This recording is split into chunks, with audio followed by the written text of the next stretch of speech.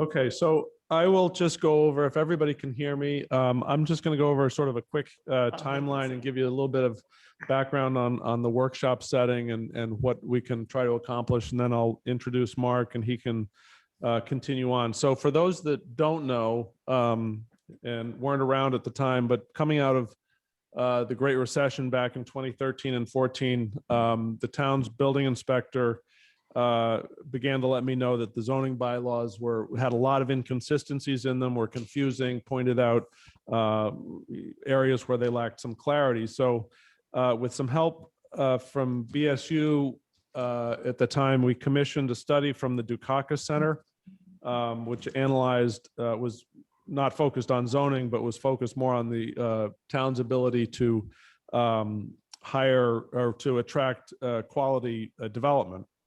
And one of the takeaways from that was that confusion about zoning bylaws or the zoning code can lead businesses to just look elsewhere. And the private sector, I think, as anybody on the planning board knows, the private sector really thrives on certainty. So when we don't have logical, consistent zoning, businesses gravitate to other communities that do.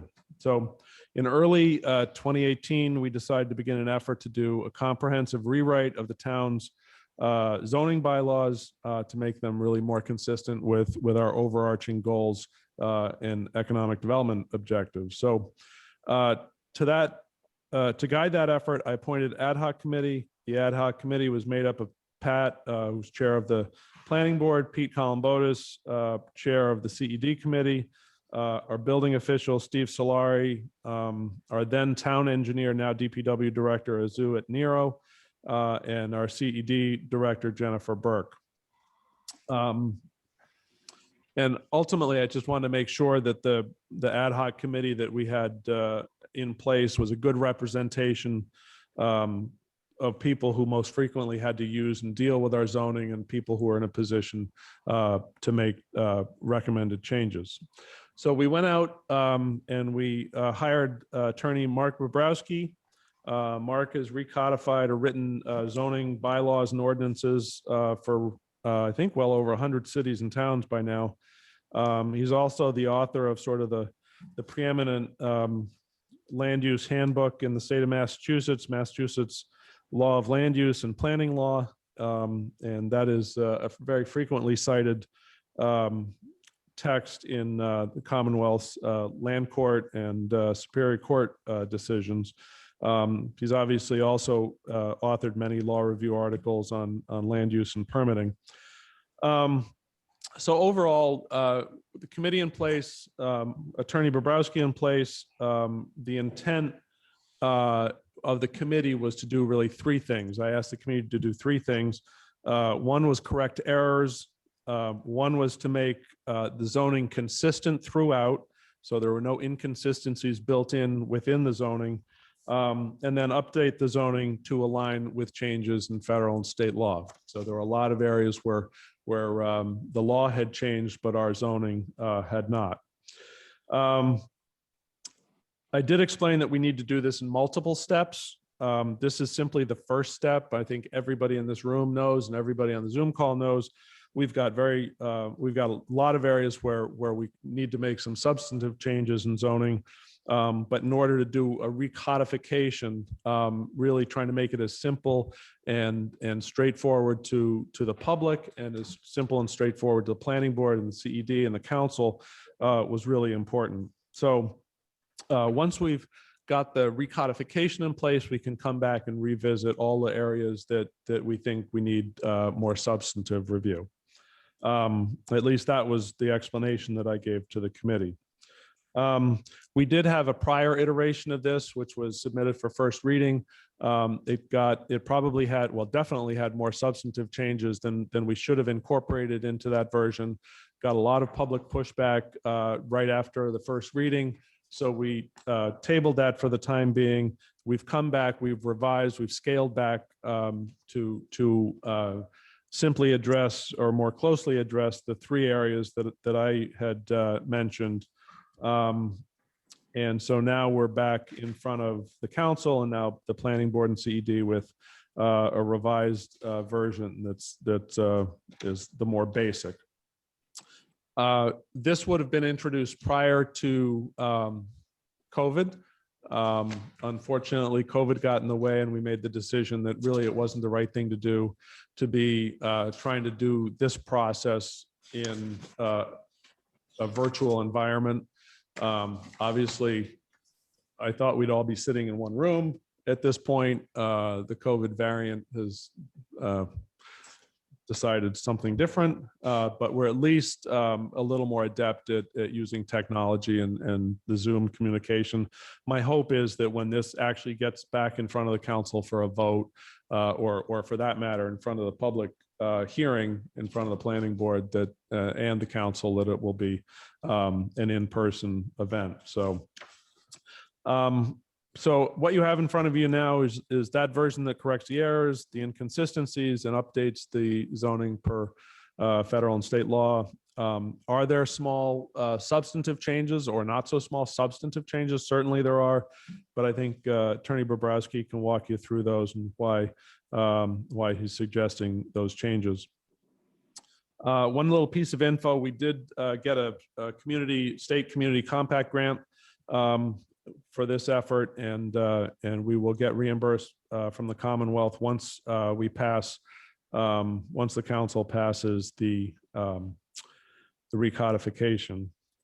So just in terms, last thing I'll say is just in terms of workshop sessions, this is something that we'll do probably more frequently as we begin to tackle more substantive changes to zoning.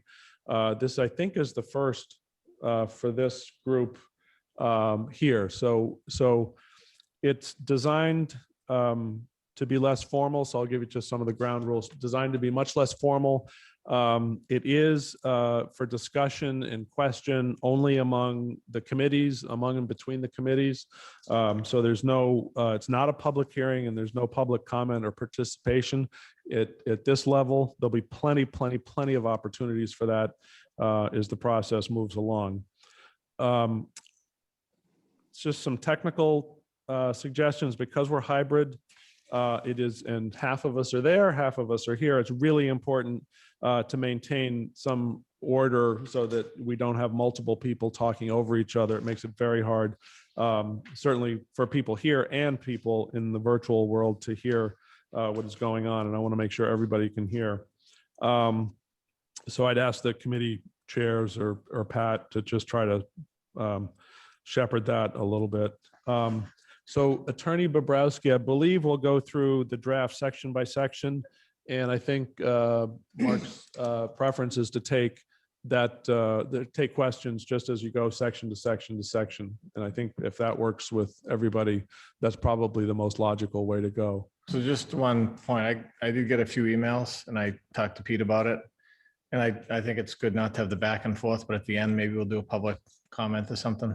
People want to provide some input at the end. I think that's if that's what the two chairs want to do, that's, and the committee's fine, then that's fine. I think the substance of the meat of the meeting really is designed just for the committees. Okay. So, but that's fine if you want to do that towards the end. Can I just, as a reminder, Pat, there is a public hearing scheduled for September 15th still, so the public will have that opportunity. All right, I just figured if we get some of the stuff out of the way now, we have time, we can do public comment at the end. We can discuss it.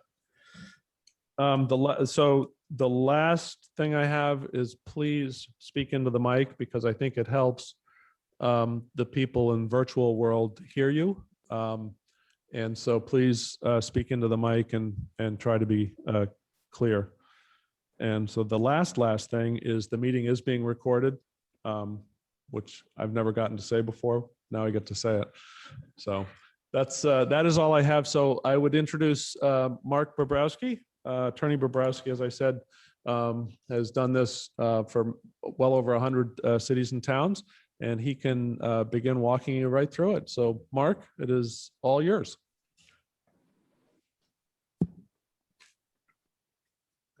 Mark is on mute. Can he unmute himself? You should be able to. Oh, there you go. Oh. There you go. Still can't hear him. Oh, wait a minute, Mark. You're back on mute again. How's that? Perfect. Okay. Thank you for that introduction, and I'm really glad that you're not patterning yourself after Haverhill, which after 18 drafts just adopted theirs in November. But it's already paying some good dividends for the community. So hopefully we can get this wrapped up before the end of the year. I'm going to ask that, Jennifer, what version of this were you proposing to use as we flip through it? I have draft number 14, Mark. Okay, so if I can share screen with you here, Oh, okay, perfect. Then I don't have to. I'm going to show you that my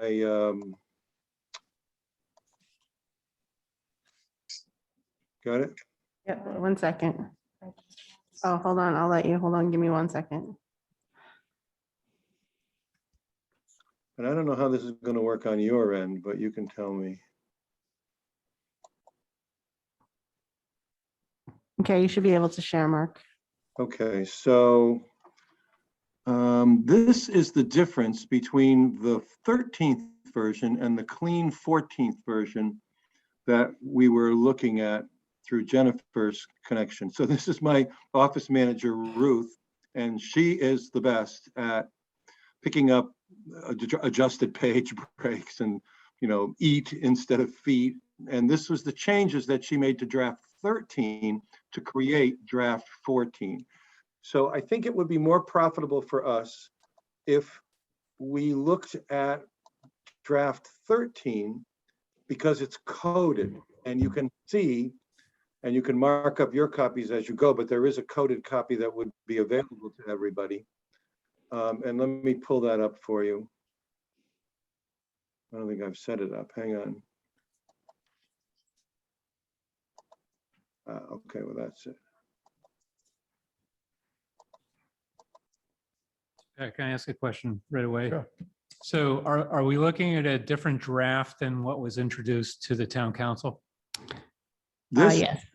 with the exception, yes, with the exception of what very minor changes Ruth made, which I just showed you. This is the same as the clean draft 14 that you have. So can everybody see this? Is this something people in the room can see as well? Yes. So, Yeah, we can see it. So can I just ask a question? Because you sent us draft 14 coded. Yeah, Is that the it's- same as this? Oh, I don't know. I didn't know that it was coded. I told Yeah. Ruth to clean it up. no, we had a draft 14 coded, Mark. Okay. Well, there's no difference between draft 14 coded and draft 13 coded, but the 4 changes Okay. that Ruth made for typos. So Okay. Okay, All right. since I just I've want to got make this sure. all- Since I've got this all teed up, let's just go through this. And those are all typos that you showed us, right? So they're not substantial changes. And they're cleaned up already in draft 14. Okay. Okay. All right, so I'm going to run through One second again. So when did that email come out? the draft 14 email was April 23rd, or the date Right. on draft Which is- 14 is April 23rd. Was what was before the council in April, draft 14. Draft 14 was what was before the council? That's correct. Thank you. Jennifer, if you have a coded version of draft 14, I didn't know I made one, then you can put that up if that'll eliminate, you know, controversy here. Yep, I can, if you want to stop I'm sharing, there. Go I ahead. can share. Where's my screen share? I'm just trying to follow along because I've got the text that was provided to the council. But I don't have any other the emails or other drafts that you might have seen. We don't have any colors or comparisons. I thought I sent this to, at the time, Ann Holmberg to send to the council, this coded version. Did We got, I don't Counselor remember. Wood, you didn't see this? April? Yes, Oh, okay. you didn't see this? Counselor Wood? I saw what was in the packet. Right, the packet had the cleaned up version of this, and then I believe it was Counselor Columbotus had asked for a version with like the changes coded, and so that this is the coded version. Right. That was sent to you back Right, that's then. fine. I don't want to hold this up. And Okay. Jennifer, do you have control of the scrolling here? Yes, I do. All right, we'll work together to try to make this work easy. Okay, So section 1 is the introduction to the ordinance. It's basically a handshake I move to section 1, things like purpose and authority. There's also a provision on applicability. You can scroll down. And the scope of the bylaws as it addresses other rules and regulations within town. You can keep going down. Applicability is that zoning is its own beast. But if somebody else has a game going with a general bylaw or a board of health regulation, those have to be followed as well. So where the ordinance imposes greater restrictions than those imposed by other regulations, permits, laws, the provisions of the ordinance shall control. You had a few things on amendment that go below the strikeout that I kept, including change of boundary that are submitted by petitioners, private petitioners, and then costs. If somebody wants a zoning amendment, they should bear the cost. And then separability. And many people put that provision on severability or separability over and over again, but you only need it once. And so I've eliminated it in other places. And this is just a bare bones way to start out. It basically says zoning is authorized by Chapter 40A. It's also authorized by the Home Rule Amendment. The purposes of zoning are pretty succinctly stated. There's a brief summary of how zoning relates to other rules, regulations, and bylaws, general bylaws in particular, how to amend the bylaw, and what to do if there's some sort of an invalidity problem. So I'm going to ask if there are questions on section 1, and if not, I'm going to move on to section 2, and it'll get a lot more complicated as we go. Seeing none. So section 2 is districts. This is, if it's black letter, I didn't change it. So you're going to see about 75% of the ordinance basically in black letter. It didn't change. There is a change that we have to add back in here, Jennifer, and that's the planned development district it just needs to be stated here under, I don't know, business districts or industrial districts, pick your poison. And Mark, not a question, but just while we're on this page, if Jennifer goes up to residential, we don't have a residential A and a residential B. It's one district called AB. So those should be combined just so they match up with the map. Hang on a second. I'm going to make changes on my hard copy here. So that ought to say what, Patrick? The way, I think at one point in our town, residential A and residential B were combined. Yeah. So we have no A or B on the map. It's all AB. So is it RAB or just AB? It's RA then /B. I think that's how it's on the map, right, Ms. Burke? Do you have the map? Yeah, that's correct. Is it slash or dash? Slash. I believe it's Okay, a got it. slash. All right. All right, so these are your old districts for all purposes in effect. And we didn't change boundaries. At one point, we had eliminated the planned development district and substituted a newfangled thing for it, but the attorney for the existing planned development called and said, we don't want you to do that. So after conferring with Jennifer, and I think Patrick was in the loop as well, we went back to the old one. Reference. So we're adding PD. Okay. Yeah, exactly. We're looking to see the zoning map amended. It probably needs to. The zoning map is outside my purview, but I'd be shocked if it's an accurate map if it's dated in 1969. So any amendments are now incorporated. Keep going. Here we have, I see. We put them in the overlay and special districts. So there is planned development district. I don't need to add that. And then we added some rules on how to interpret the map. You had one on center line of roads. Okay, but what if the boundary is indicated as parallel to the street? Sometimes you see a line 200-300 feet back off the street. That's the rule of interpretation. If it's a lot line, the boundary will be, if it's 10 feet within the lot line, it'll be construed to be the lot line, right angles. And if there's a dispute on a map issue, then the building commissioner decides it after consultation with the planning board. Now, one major deletion here in section 2 is that all of your districts had enunciated purposes. Every one of them went on and on about what the district is designed to accomplish. And after discussing it with the committee early in the game, I convinced them, or I hope I convinced them, that these were redundant and oftentimes lead to unnecessary confusion with lay persons. I mean, for example, you said in the central business district, the land will adopt land use criteria I think you meant to incorporate the proposed MBTA parking facility. It says interrogate in the old one. And each district had its own definition, not definition, but purpose clause. The purpose of a district can be easily captured by looking at the use table and the dimensional table. That's the purpose of the district. If you're allowing specific uses, that's the purpose. If the district says that it has to be an acre with 150 feet of frontage and a building height of 35 feet, that's the purpose of the district. So I think too often lay people read this stuff and they'll look at a business district and they'll see something that's not quite a business and they say, how can you possibly do that here when it's not a retail operation? Well, this is I think much is made of this, but Judge Long recently had a case in the land court in which he agreed with me and said much ado about nothing. So I like to take these things out because it just inspires hostility.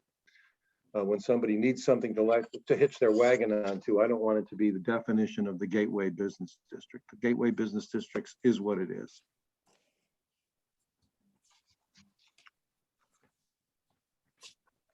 So I'm done with my section 2 overview. Any questions on section 2? Okay.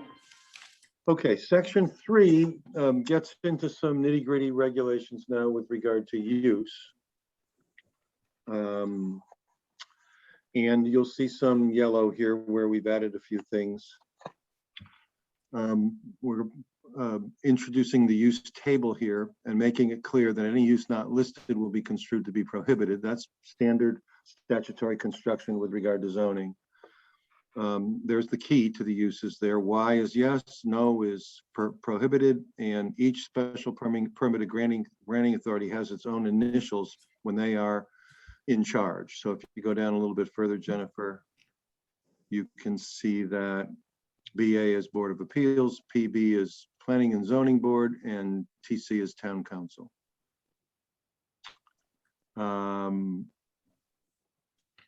Special permit regulations, more or less, will be made up on a case-by-case basis and trump everything else. So the table is reduced to an appendix, and we can go through that. Prefer to do it at the end, or but I think that there's a color-coded version of that as well. And my chief fixes in the use table had to do primarily with uses that are regulated by Chapter 48, Section 3. That's churches, schools, child care facilities, agriculture.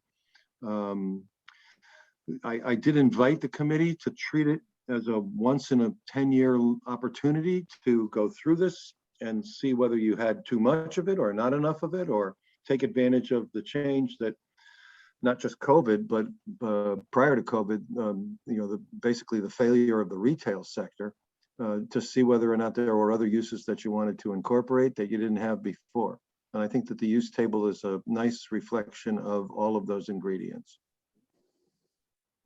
On accessory uses, the uses that, again, this is in yellow, so it's new. Go ahead, Jennifer. Accessory scientific uses are mentioned in Chapter 48, Section 9. So it's basically somebody who's doing scientific work out of the home. It's a special permit from the Board of Appeals, and that's in the statute.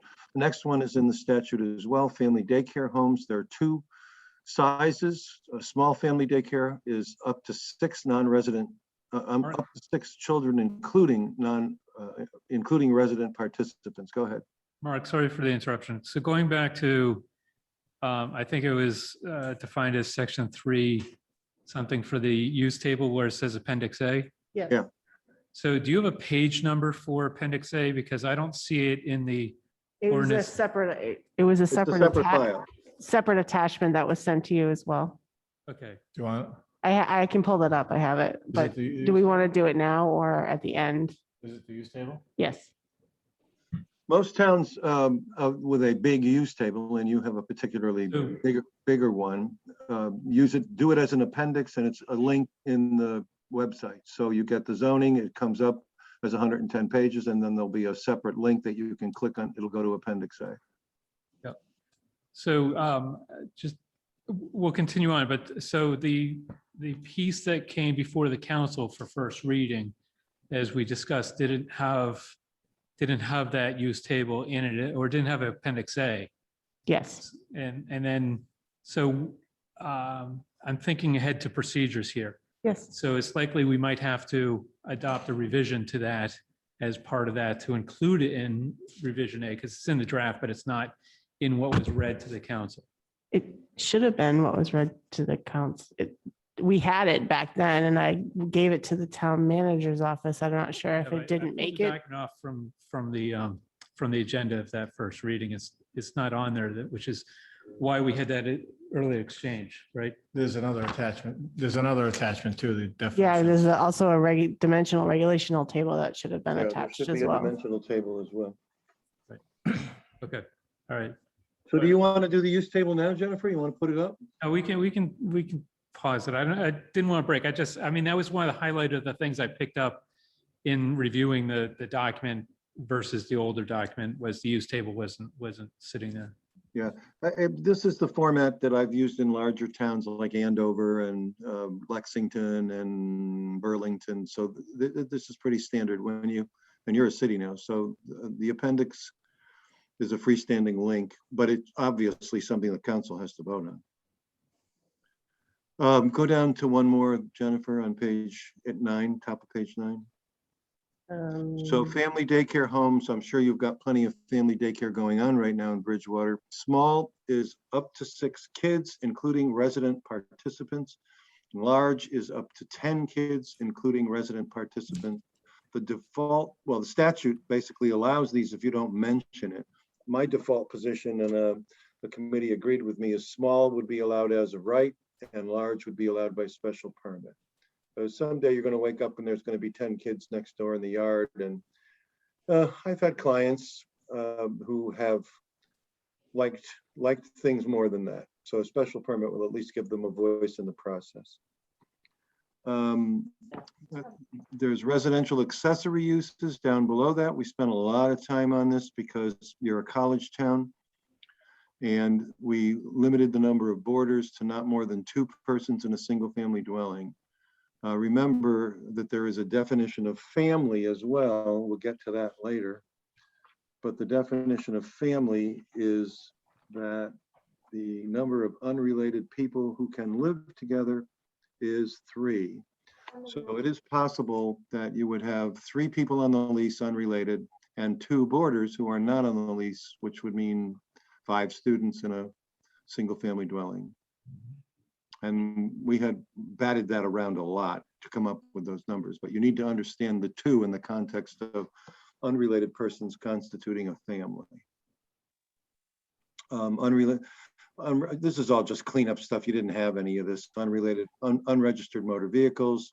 We don't want to have anybody claiming that a home occupation is auto repair or outdoor storage and display of material or goods, or steel garages are uses. And then home occupations, we've kind of macro and micro. Sorry, can I ask it again? So everything in yellow here is new compared to Correct. the existing zoning? Correct. So it's not just a reorganization. We're actually introducing new text and language in this version, right? Well, we're filling gaps, that's for sure. Yeah. Okay. Thanks. Home occupations, you know, you're a city. You had a pretty basic home occupation provision before. What we've done is we divided them up into as of right and by special permit. If basically you have an employee who does not reside on the premises and customers and clients are coming to the house, you need a special permit. If none of that is happening, then you have an as of right home occupation. And the rules are there first for as of right and second for by special permit. And this is I learned this 30 years ago in Chelmsford. They've got about 38,000 people now. Building inspectors out there going crazy every day trying to figure out whether or not it's making more traffic than normally associated with regular household use. Just say, if anybody's coming there as a client or a customer, you need a special permit. We're not saying no, we're just saying, make plans to have the neighborhood still function. You can flip down to by special permits. So if it's got And if it has any employees, it cannot have more than 2 non-resident employees. And that's basically the gist of home occupation. Go ahead a little bit further down, Jennifer. Okay, so now we're into dimensions. So maybe this would be a good time to just put the use table up and before we go on.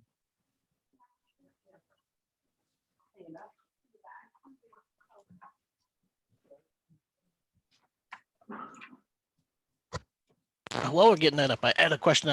The outdoor storage and displays of materials or goods, that's a little vague to me. Can you explain more so exactly how that would be implemented?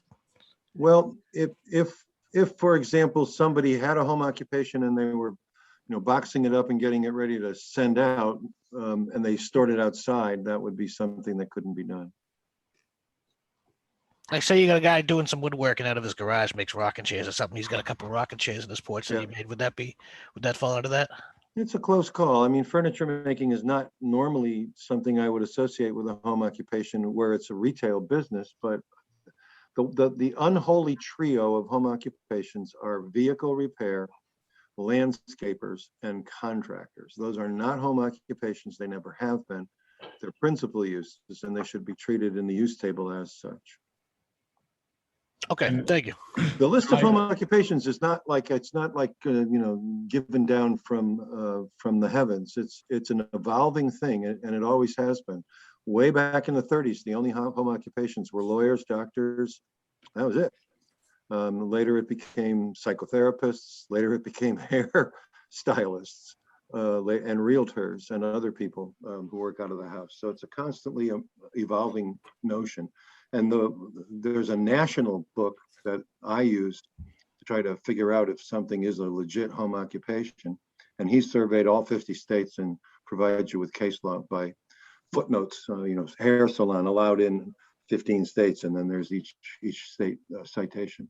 That's Ed Ziegler's book on the American law of zoning. Mark, that's really not a change anyway. No. Michael, we have it listed in the use table that way now.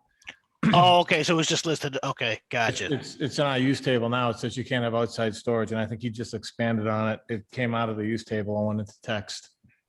Okay, perfect. Gotcha. Thanks. How are we doing there, Jen? My computer just died because I Yeah. stupidly forgot my power cord. Oh, So Jasmine's going to bring hers up. Sorry. So Mark, if you're on the use table, can I just ask you a quick question? If you don't have it in front of you, do you? I can call up my version. Hang on. Where am I? Okay.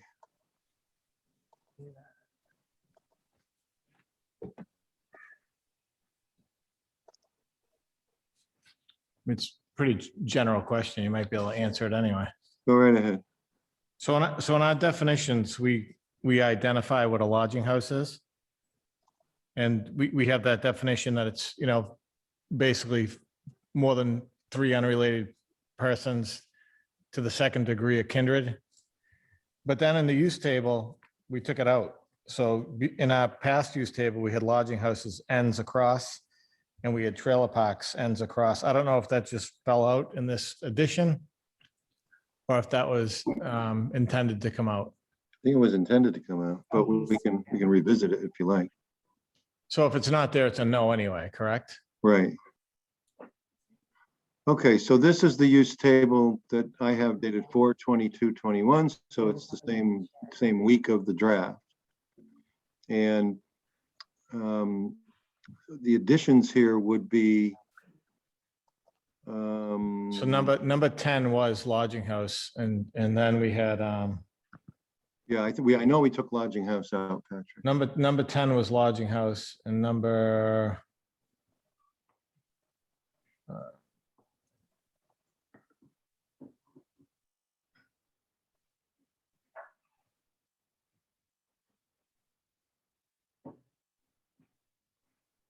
Right, so the additions here would be senior housing facility, which is a new section 8.5, and a senior housing facility could be independent assisted, long-term care, or memory unit, or any congregate combination of them. Flexible development is a residential alternative development style that most people would think of in terms of the word cluster, although I don't like that definition as it applies to this. I think this is better.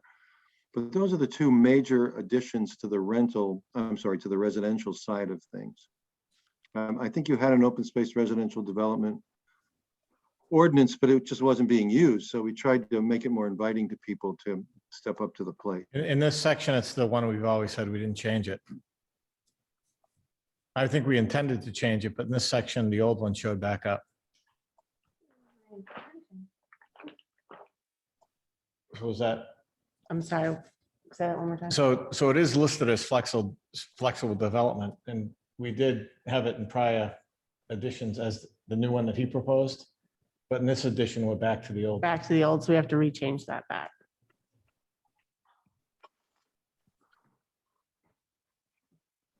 Yeah, we went back to the open space conservation development. So should we change that in the table? Yeah, let me make a note to myself there.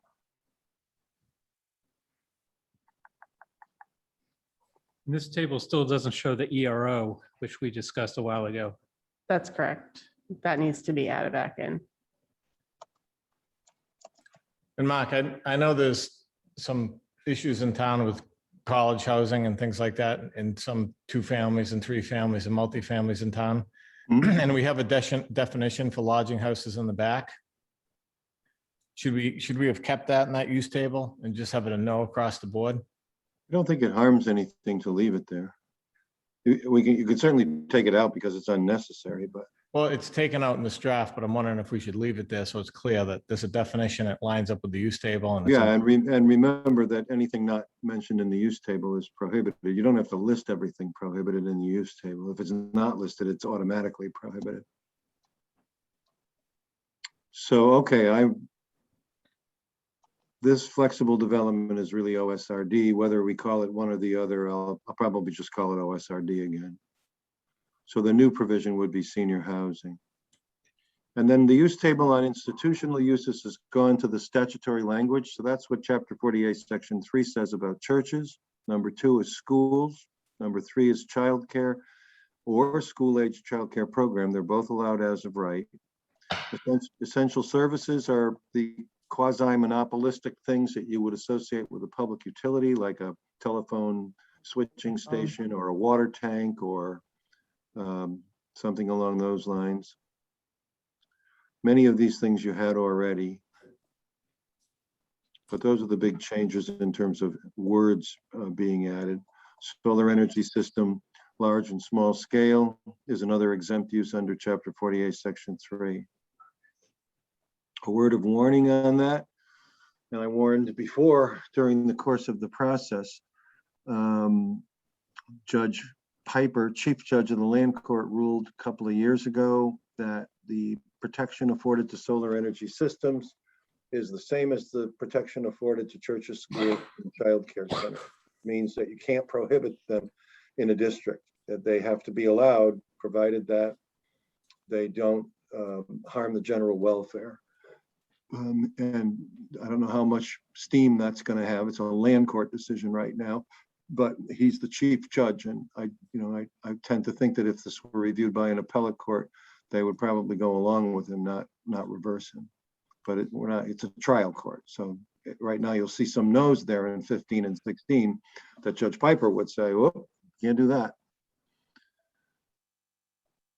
Under the next section on C, agricultural uses, you've got horticulture. You've got these are uses protected by statute as well. So if it's 5 acres or 2 or more qualified acres, a qualified acre is an acre on which $1,000 in gross proceeds occurs annually. So it's 5 acres or 2 qualified. That's the exemption. That's why it's yes across the board. If you've got something like a farm, that's not 1 is not 3. Farm, is okay for livestock or poultry, but not swine or fur-bearing animals. You can't regulate swine or fur-bearing in number 1 if they've got 5 acres. Anybody can have a pig farm on a 5-acre piece of property, assuming they comply with Board of Health regulations. These are the exempt fruit stands. These are the non-exempt fruit stands when somebody has too much zucchini And these are horticultural activities that are somewhat like agricultural, or they are agricultural for all purposes, because horticulture, agriculture, viticulture, silviculture, and aquaculture, and floriculture are all treated the same in the statute. But this is more like a fruit stand or a florist shop.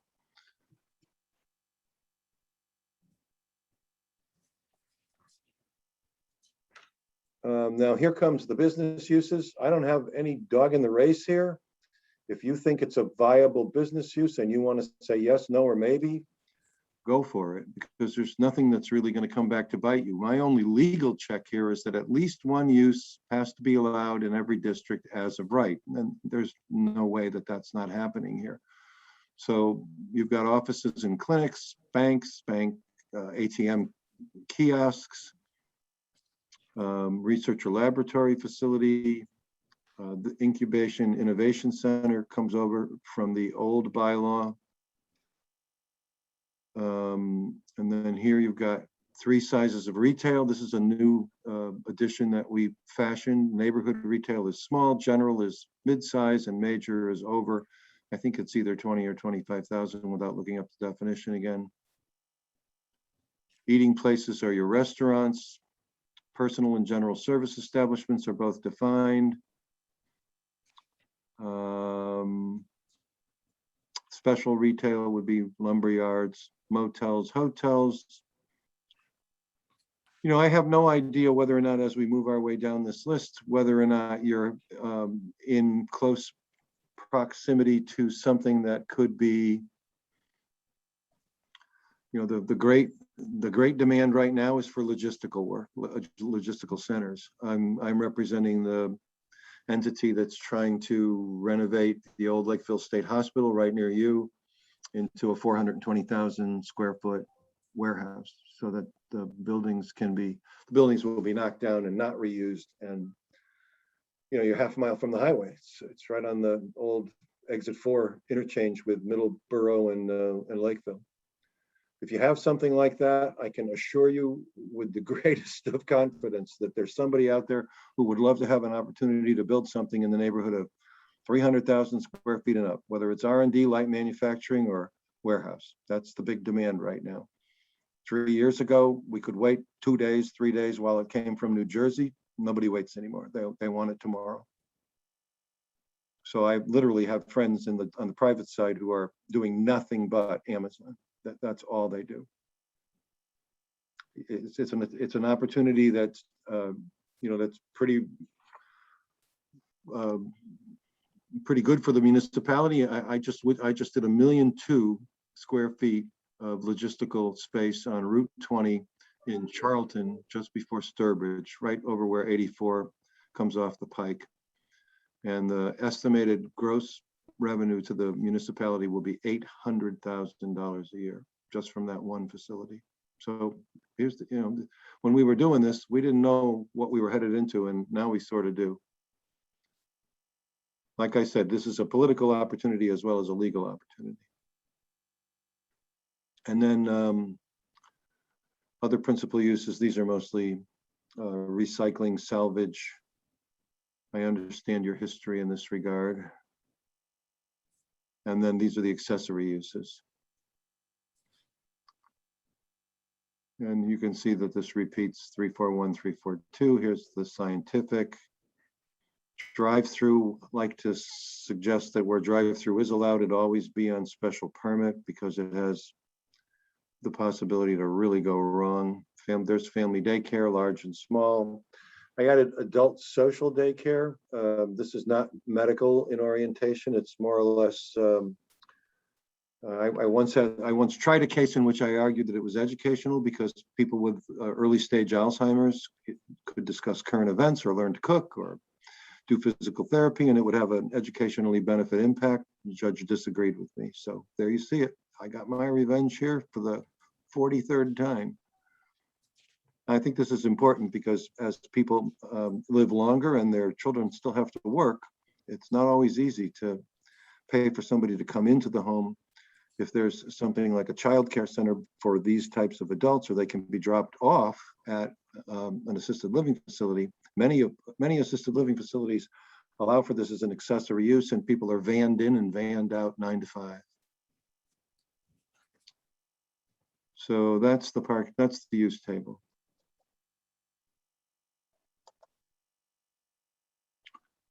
I think we're going back to section 4, Jen. You had it?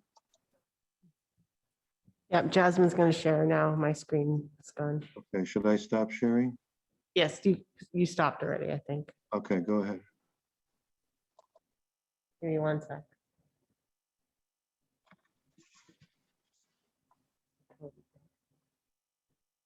Section 4.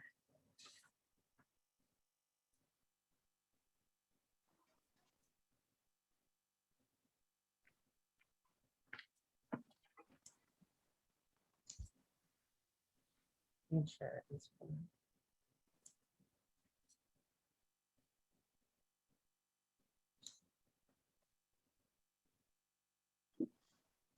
Okay. So a lot of this stayed black. There is an appendix B, dimensional requirements. I don't think we changed anything. Somebody correct me if I'm wrong. But we certainly, I don't recall tinkering with lot sizes or frontage or building coverage or anything like that. No, I think we left all those the same. Okay. This one could use a little formatting, but we can fix that. Down in the special regulations, there's some stuff on height. We added something about exempting non-occupied space above the roof line. And we also added something about corner clearance because you want to have visibility where streets intersect. Go down again. Can I ask a question about the new? If you stop on those strikeouts, Jen, this. Sorry, can I ask a question about the, in yellow, the definition of height? Yeah.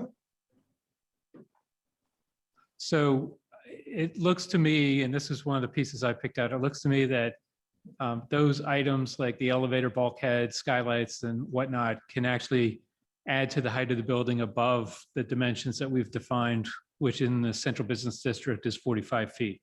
Am Yeah. I reading that correctly? Yeah, I think, what is the maximum limit on floors in the central business? 4. 4. Yeah, it's really hard to get 4 floors in 45 feet without doing this. Right. And so that came up on a project on Broad Street that the plans were changed to get everything under the 45 feet. So here, if this was in place, the skylights, the ventilation, the bulkhead to get out onto the would have been allowed, correct? Yeah, yeah. Okay. Yeah, some towns do have special permit to exceed the height limitation. But it would apply to the raw increase in height, not the unoccupied space increase in height. But I know from many meetings over the last years that 45 feet is not going to accommodate 4 stories. There was a strikeout. Oh, there's the strikeout. You can see under 436, there's a couple of things with a strikeout. So that is your version, your old version of Chapter 40A, Section 6, Paragraph 4, Sentence 1. That's the 5,000 square feet, 50 feet of frontage provision. And you got a local twist on that. And my druthers, and I expressed this to the committee, would be to rely on the statute. The statute has ample case law, many examples of what's common ownership, common control, separate ownership, and you've got a one-of-a-kind thing there. So unless it's near and dear to you, and I can tell you right now, just up the road has a unique provision of their own, and it's caused nothing but heartache over the last 20 years. So I've been urging them to go back to the statute.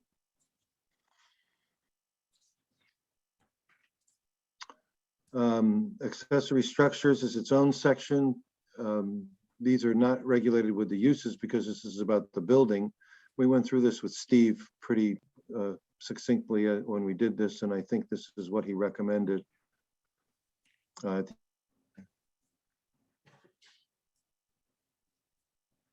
it's all new. I think it clears up some experiences that Steve's had in the last, decade. Mm-hmm. And then we don't like membrane storage structures or steel or fiberglass storage units for more than 6 months. Some towns go on to say, or by special permit, you know, there's 6 months as of right, special permit gets you whatever the special permit granting authority says beyond that. You know, when I reconstructed my house, I had pods in the back because my builder went belly up and bankrupt. And I think they were back there for over a year. So special case, special law. Any questions on section 4? I mean, personally, I would be happy to see that that added to that 4.4.3, the special permit part. Wait, let me make a note.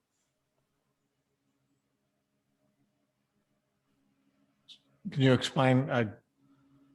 So we're saying they're allowed, so now we're gonna say they're allowed for more than 6 months if the special permit's granted?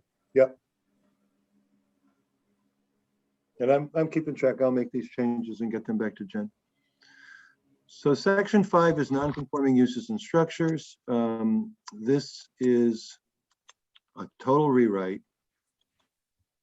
Paragraph 1 basically says that if you are lawfully in existence with regard to a structure or use, then any change in the zoning does not apply to you. But it will apply to you if you're in the line, the permit line, trying to get a permit, and the advertisement for the zoning change appears for the public hearing of the planning board. So this is a really strange Massachusetts twist on things. As long as you're underway or in existence, structure or use, you're good. And the law says we have to tolerate you as you were on the day you became non-conforming. That's the day of the town meeting vote. If you're in the line when the ad appears, you have to comply with the new zoning if it passes. And the next section is a statutory provision that says you have 12 months to commence if you pull the building permit or the special permit before the first ad appears, and then the ad appears, and then the town meeting votes or the city council votes. You have to start construction within 12 months, and if you don't, you're subject to the regulation that passed that you weren't subject to before. That's a little known provision of state law. And the state law says this shall appear in your zoning, so that's why it's there.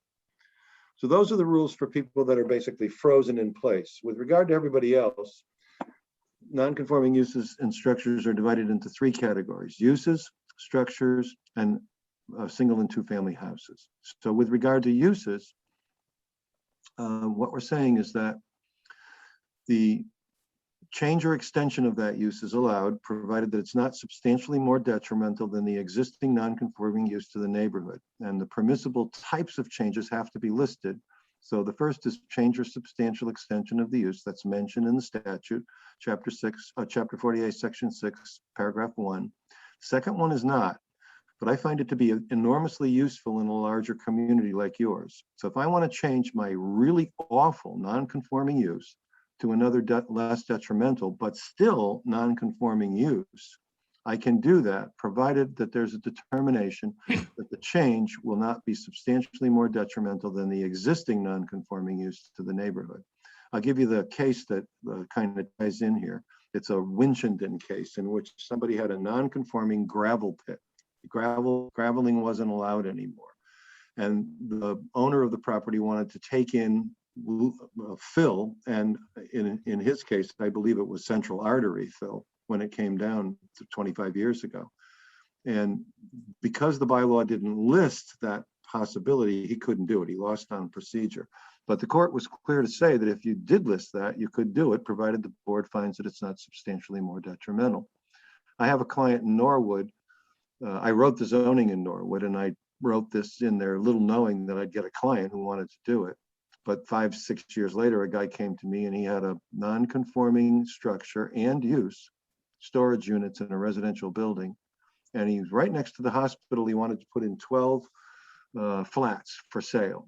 And that was not allowed in the district. But what did you want? Did you want an old 1890 building that you could never rewire with a non-conforming use, or a brand spanking new 12 luxury flats next to the hospital where doctors with some office space in it as well, where doctors could have an office and the apartments would last another 100 years. So they gave them the special permit.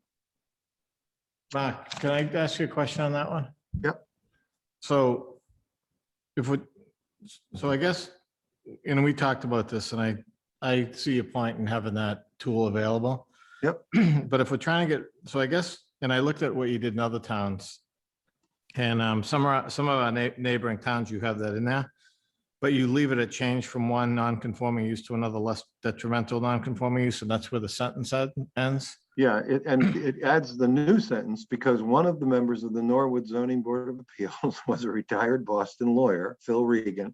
And although I rewrote the zoning and I wrote this, and I was pretty much convinced on what I meant, Phil said, oh no, Mark, you still have to have a variance. And at the end of the day, the vote was 4-1 against him. But I said to myself, why am I going to argue with Phil Regan from here to the end of eternity? And so I added that sentence.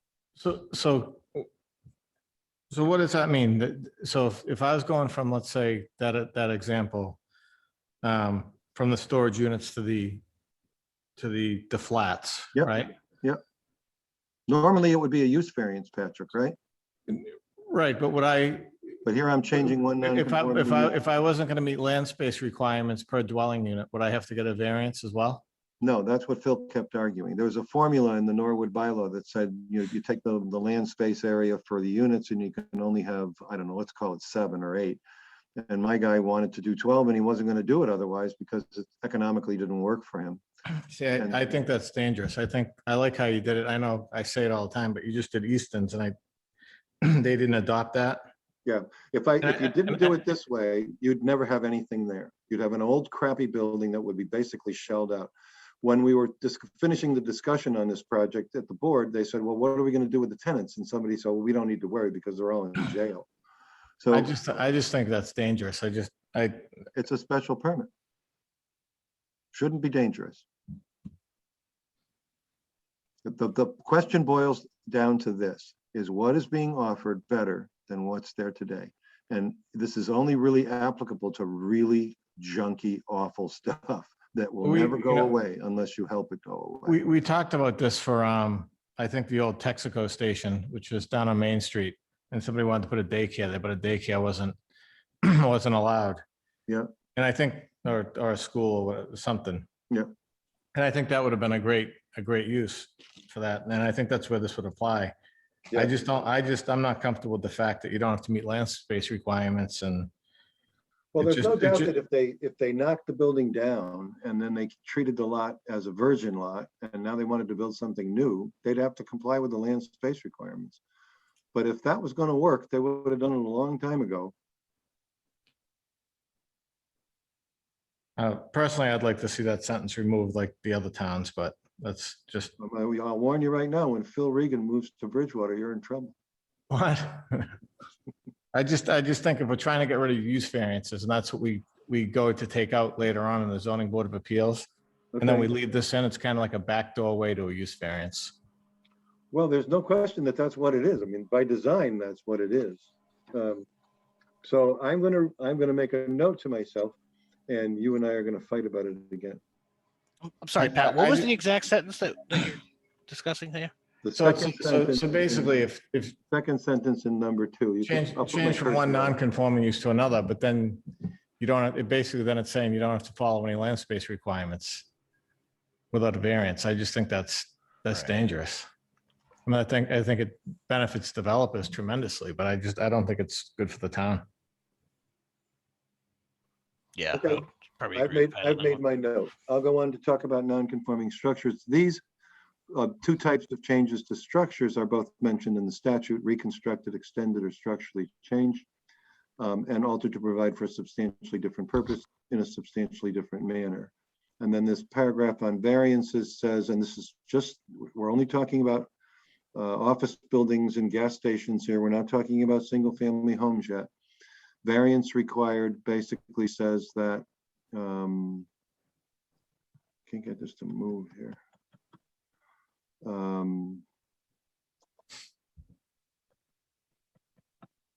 I in charge of this?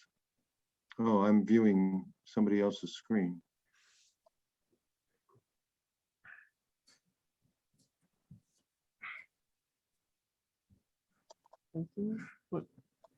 Hang What on a do you- second. Somebody else was controlling the screen, so I was having a lot of trouble trying to move it. Oh. What's happening here? So Hang on a Mark, second. Mark, are we the first time you've used that language in the 5.21? No, I've done a few towns since Phil and I had our little tiff. And I put it in- You were representing the developer in that case, not the town, Yeah, right? it was like 5 or 6 years after. I think I did the zoning around, I want to say 2008 or 9 there.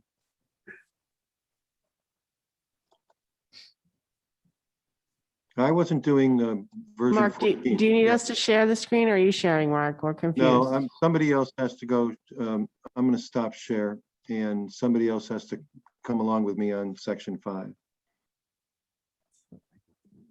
So all right, so variance required. Who else is controlling this? That's just a statement of case law from a case called Rockwood versus Snow Inn Corp. So the big change here, I think, for the average user of the zoning ordinance will be this non-conforming single and two-family residential structures. Basically what it says is that instead of going for a special permit to change your house, if your addition complies, if your lot is too small, that's number one, indented. If your lot is too small and the addition that you want to put on complies front, rear, side, and height, you can get a building permit. If your frontage is deficient, but the addition you want to put on complies same way, you get a building permit. If your building is non-conforming because your house is too close to one side yard, but you're putting the addition in the other side yard and it complies front, rear, side, building height, building coverage, you get a building permit. As long as, go back up to the first paragraph, you don't exceed an increase of 100% of gross floor area, which means you're putting a second floor on a ranch. And I don't think any of those would necessarily go in front of your ZBA and get shot down today, because you're not increasing the non-conforming nature of the structure. So what we're doing here, those are words from the statute, increase the non-conforming nature of the structure. The way the court has left this is that anybody adding onto a house has to go to the ZBA for a special permit, and it's a two-part hearing. Number one, are you increasing the non-conforming nature of the structure, which is undefined? And if you are, should we give you a special permit? What I'm saying under 551 permissible changes is that these are deemed not to increase the non-conforming nature of the structure, because all the work is happening in a place where it's going to comply. And secondly, it's not getting too big. It could potentially double, but a roof on a second floor on a ranch is hardly a big deal. And I just made up the 100% gross floor area. I've seen other towns whittle that down to 50%. And it doesn't mean that if you are making a change beyond the permissible change, the answer is no. It just means you need a special permit. So this will probably reduce the work of the ZBA by, I would think, at least 50%. And I don't think that the results are going to be bad at all. I've been doing this carve out since I did Sudbury back in the late 1990s. Sudbury had 5, I only like 3, but nobody's called me to complain, and that's now going on 35 or well 25, 28 years. So is it really the building inspector, not commissioner? I can make it whatever you want. That's correct. We don't have a building commissioner. Oh, okay, well then I'll fix So that. the word should be building inspector. Yeah, Correct, okay. building inspector. I'll do a global search for that.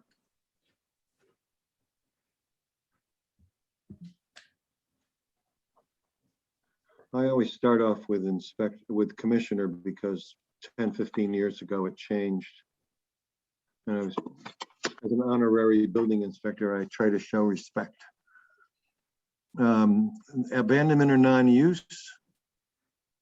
Again, this is a twist that I've added to the usual thing that you'll see. The statute says 2 years of non-use or abandonment extinguishes the non-conformity. But I've seen many situations like all of Holyoke, for example, downtown, where that's really not a good result because the buildings are just abandoned at that point and you can't bring them back. You have to knock them down and go back to square one. So by special permit, the ZBA may reestablish the non-conforming use or structure otherwise abandoned or not used.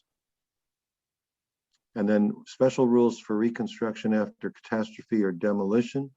Any non-conforming structure other than a single or two family. I would urge you to say including a single or two family, may be reconstructed after catastrophe or after demolition. That's voluntary demolition. So if you knock down the building, you can put it back where it was, same square footage, and it would be as of right. If you knock it down and you put it back bigger or in a different spot, has to be special permit. And then I just added a few housekeeping things here at the end. I was on my planning board for 5 years and I can't count the number of times somebody came in and said, I want to do a Form A with my neighbor. I'm going to trade 2,526 feet to them and they're going to give me 2,526 square feet back. And we're doing this so that they can put an addition in their side yard without coming close to the side yard. And I have this extra space. Well, if your house is non-conforming and you change the lot, you've voluntarily walked away from the protection afforded by Section 6.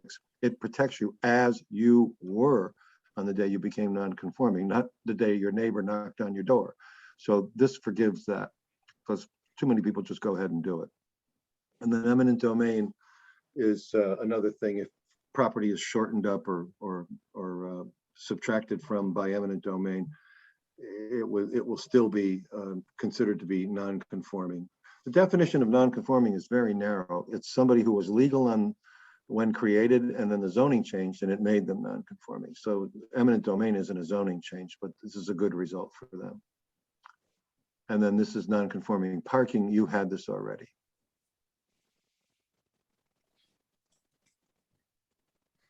And then this is just strike out of the old non-conformity section. So now we get into a bunch of things that for the most part didn't change that much. Parking and loading, I think it's the parking and loading requirements reduction is stricken there because I added a more general section at the back end. You'll see all of this is just pretty much what you have today. A couple of things got whacked out. The parking code, if you look at the use table, it was kind of covered up when we were going through it, but the very last column on the right is PC and it has a letter in it, A through X, and then here's the code that gives you the parking for that use in the use table. So while you're looking at the use table, you'll actually be able to check the parking requirement too.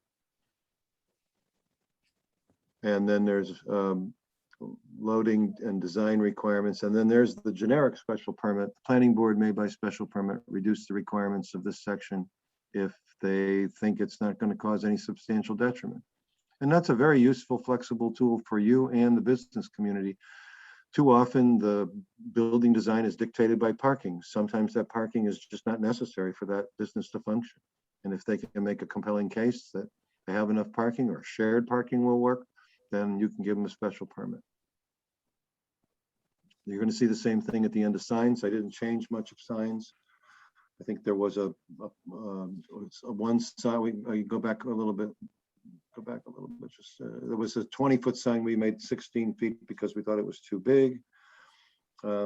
Electric messaging signs, we modernized that a little bit. 20 seconds for message. What's 6.11 is Yep. not crossed out and it's missing. I don't know where you are, Patrick. So it was in our old zoning. It refers to multiple uses. That should go into section 19, but it's not in section 9. It's just missing in this draft. So 6.11 was multiple uses Well, where was it multiple uses in your old bylaw? in our old one.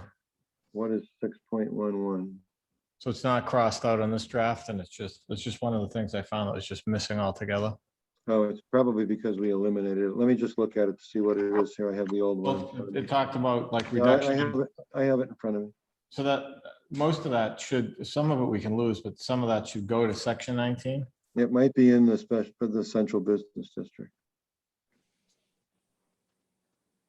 or mixed. It might be in either the mixed use or the central business. So just keep an eye on that. I can word search it when I get my copy in front of me again, but I'll make a note.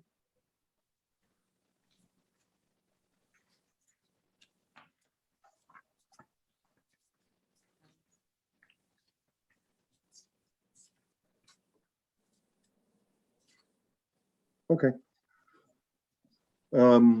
So that's what we already talked about. And there's a special permit for signs. So if you need a bigger sign or more signs, and you don't think substantial detriment will occur, then you ask for a special permit. And remember, you've probably on the ZBA had 100 people come before the ZBA over the last 20 years and say, I need a variance for a bigger sign. Yeah, well, a variance is predicated upon soil conditions, shape, or topography. Tell me how that works. So let's cut that out and just call a spade a spade. It's a benefit detriment test. If it's not going to hurt anybody, give them a special permit. This is all new performance standards for larger projects, and it's expected to be the stuff that will be used when the special permit granting authority or the planning board doing site plan review has a project in front of it. And those are the topics that you're going to see: lighting, noise, site development standards, traffic and pedestrian safety, aesthetics, utilities, emergency systems, and fiscal impact. So there's rules here that go for each of those subjects. And you can see here with lighting, for example, that fixtures will be down shielded. The basic rule here is that there'll be no overspill or glare. Light intensity will be the minimum required. You can't set off searchlights. Illuminated surfaces have to be non-reflective. And if you go down to the next section on noise, there's height of fixtures. You'll see that the basic standard here is going to be ambient noise level number 2. And that's the state standard for noise, 10 dBA above ambient, measured at the property boundary of the receiving land use. The other 3 regulations above that are talk about equipment and unloading trucks and things like that. And then for land site development standards, you've got basic rules here that are going to be used in the decision making for site plan approval or special permitting on how to do utility trenching and what happens if you hit, archaeological or historical resources, or the site is known to contain those before you start out. How much tree can you cut? Do you have to limit the clearing? And finished grade where there's a slope left.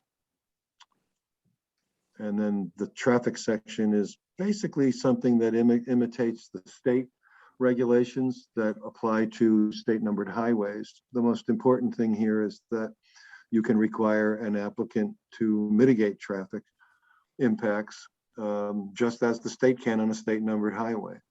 So for example, if it's a town road and it needs a light, you can require a light, but it's got to meet the warrants of DOT. A better example would be to put in a crosswalk or to widen the road for a right-hand turn or a left-hand turn lane if there is availability. Bigger projects get transportation plan approval. You can go down beyond that, and that means a traffic study.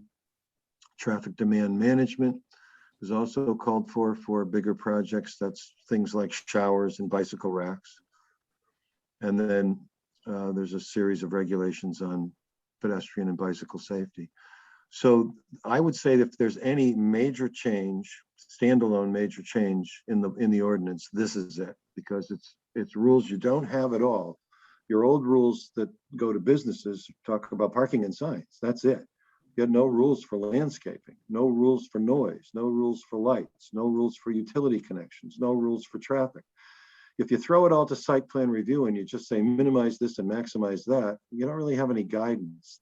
This is your guidance. And at the end of this, if you go to the very bottom, you can see that there's a waiver of standards that the planning board may use or the special permit granting authority may use in the course of granting the special permit or site plan approval. And then there's a freestanding section on landscaping and screening. And it's just, basic common sense. A buffer strip in the more vehicle-oriented districts, boundary between commercial uses and residential uses where that's the case. How about some trees in a parking area that has more than 20 spaces? Fencing, retaining walls, and berms can be used. And most importantly, you've got things like refuse disposal, HVAC equipment, truck loading areas, utility buildings and structures, screened from view from neighboring properties. And it all has to live, or else we're going to come after you, because it's going to be a condition of your site plan that it has to last a growing season. And special permit can waive the landscaping provisions like the signs for the parking. Mark, I have a question. Yep. On the mitigation, there have been a couple times over the last couple of years where we've asked for mitigation when there's heavy tree cutting, and that we've asked for a monetary amount to offset that by more tree planting around town. And I'm just asking you whether your language there would cover something like that. I'd have to go back and look at that specifically. I know in Concord, where I live, we've got a basic provision that says that if you cut 20 trees, we want to see you replace 20 trees. Not necessarily on other properties, but many times on your own property. I just represented the Concord Country Club. They put in an irrigation pond, like 3 million cubic feet. And they cut, they cut a lot of trees. Well, we had to plant about 1,500 trees in order to get through the mitigation with the conservation agent. Because I can certainly make it say that if that's what you want me to do. I would. Okay.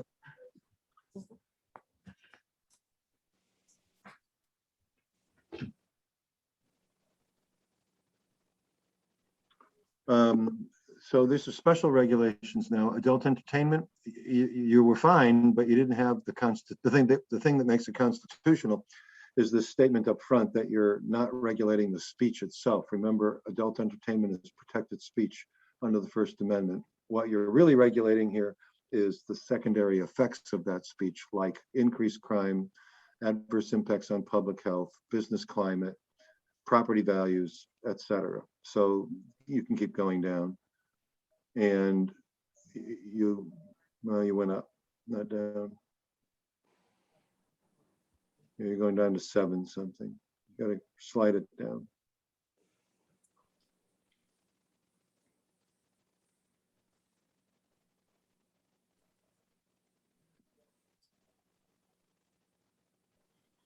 Yeah, I would hit page there. In 6.2, I'd correct that RA, RB, RC, RD again. Yeah, I'll do a word search for that.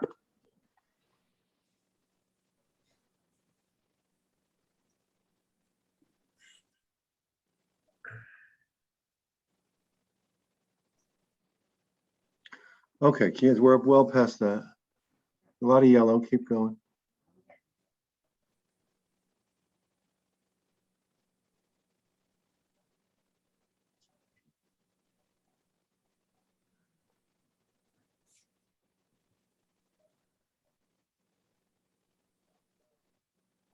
Keep going.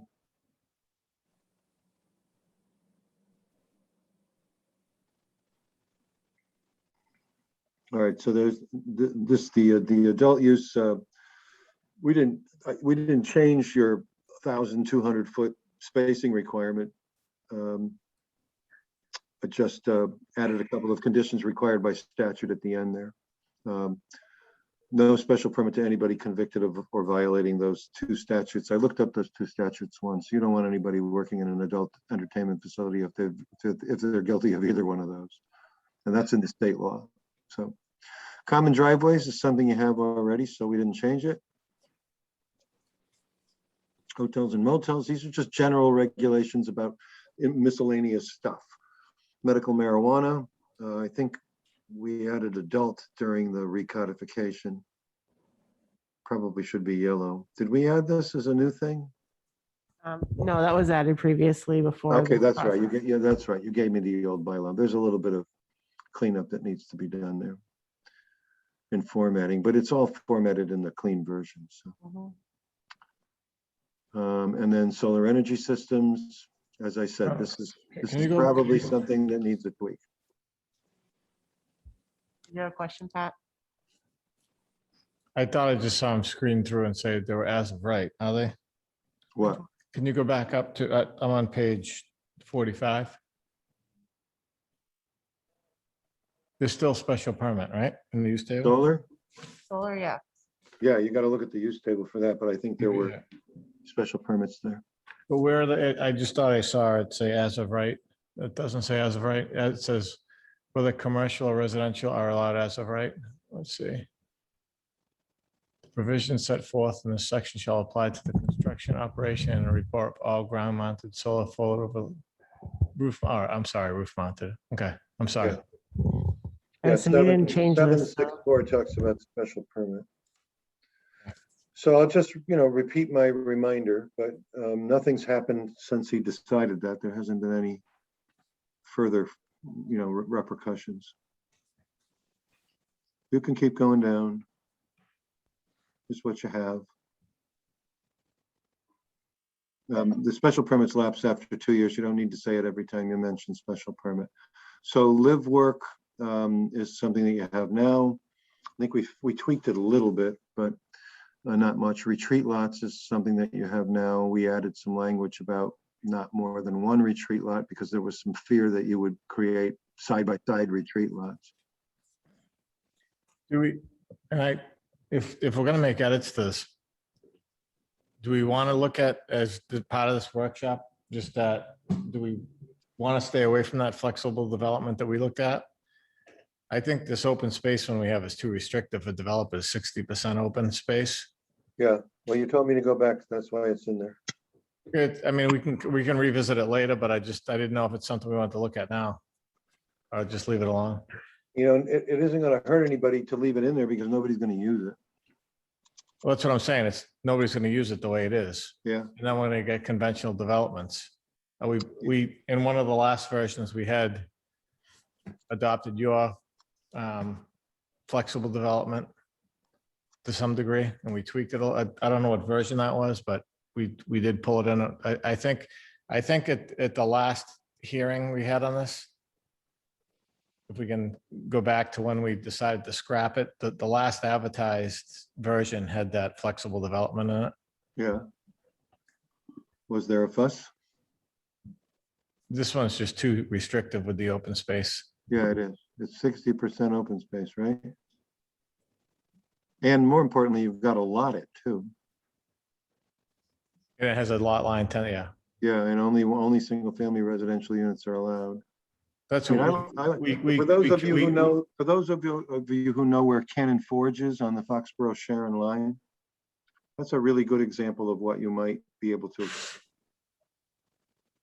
I don't know if we want to go look at that, what that was in the last version that the council had or not, but just something to think about. Okay. Well, if we want to have a planning board knock down, drag out, one last clean version, let's get it all whipped up into shape. That's probably a good idea.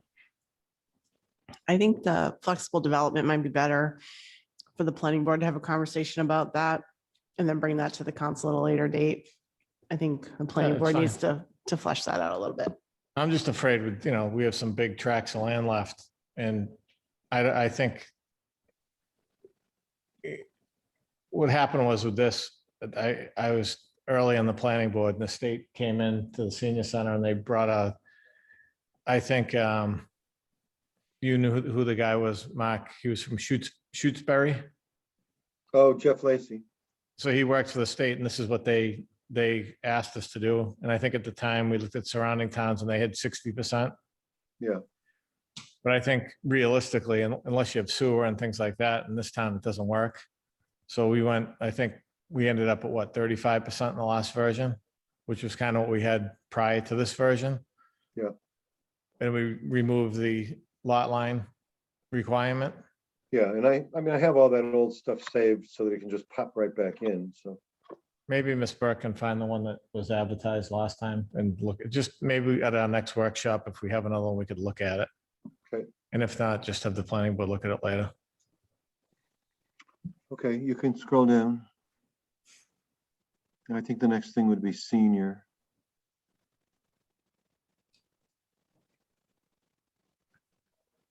So Mark, on this senior housing, can you really, explain this? I'm confused thoroughly on this. Okay, so I there's, like the idea, but I'm thoroughly confused. there's bed and breakfast. You've got that already. Keep going. Mobile home community, you've got all that. That's long. Keep going all the way by that. 8.5, right? Yeah, just No. keep going. Wait a minute. There you go, senior housing. So the idea here, the definition is So- independent living.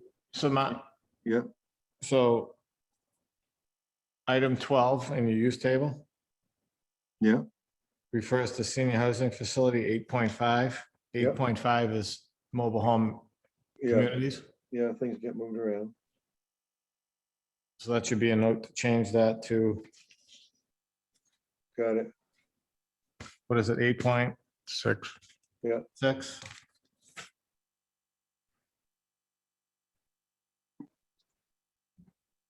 Do you want us to So- email Jennifer anything, comments that we made individually, so you have them?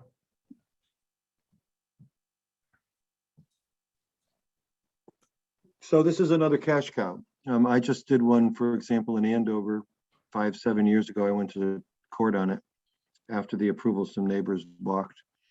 And they're putting 100 units on probably, I think it was a 7 or an 8 acre parcel. If you scroll down a little bit, you've got some rules there for design. So 2 acre minimum lot size, 2,000 square feet per bedroom. Don't like that. I would rather just leave it to the developer and the planning board to figure it out, but this is where we left it. Building height 35 feet, maximum coverage of the entire lot 30%.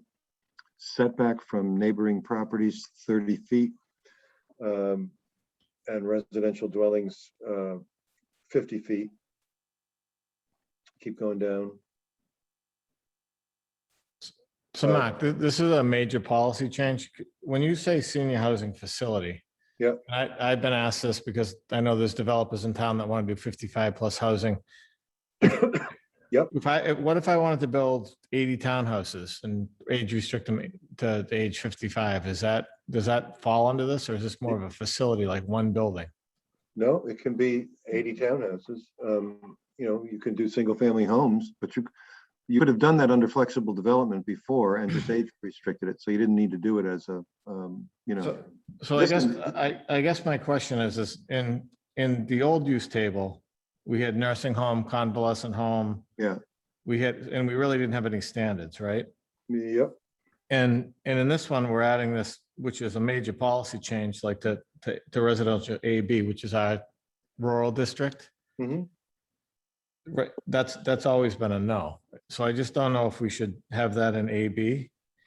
And then I was wondering if we should just keep it to, in your definitions, keep it to like nursing home, convalescent home, and assisted living.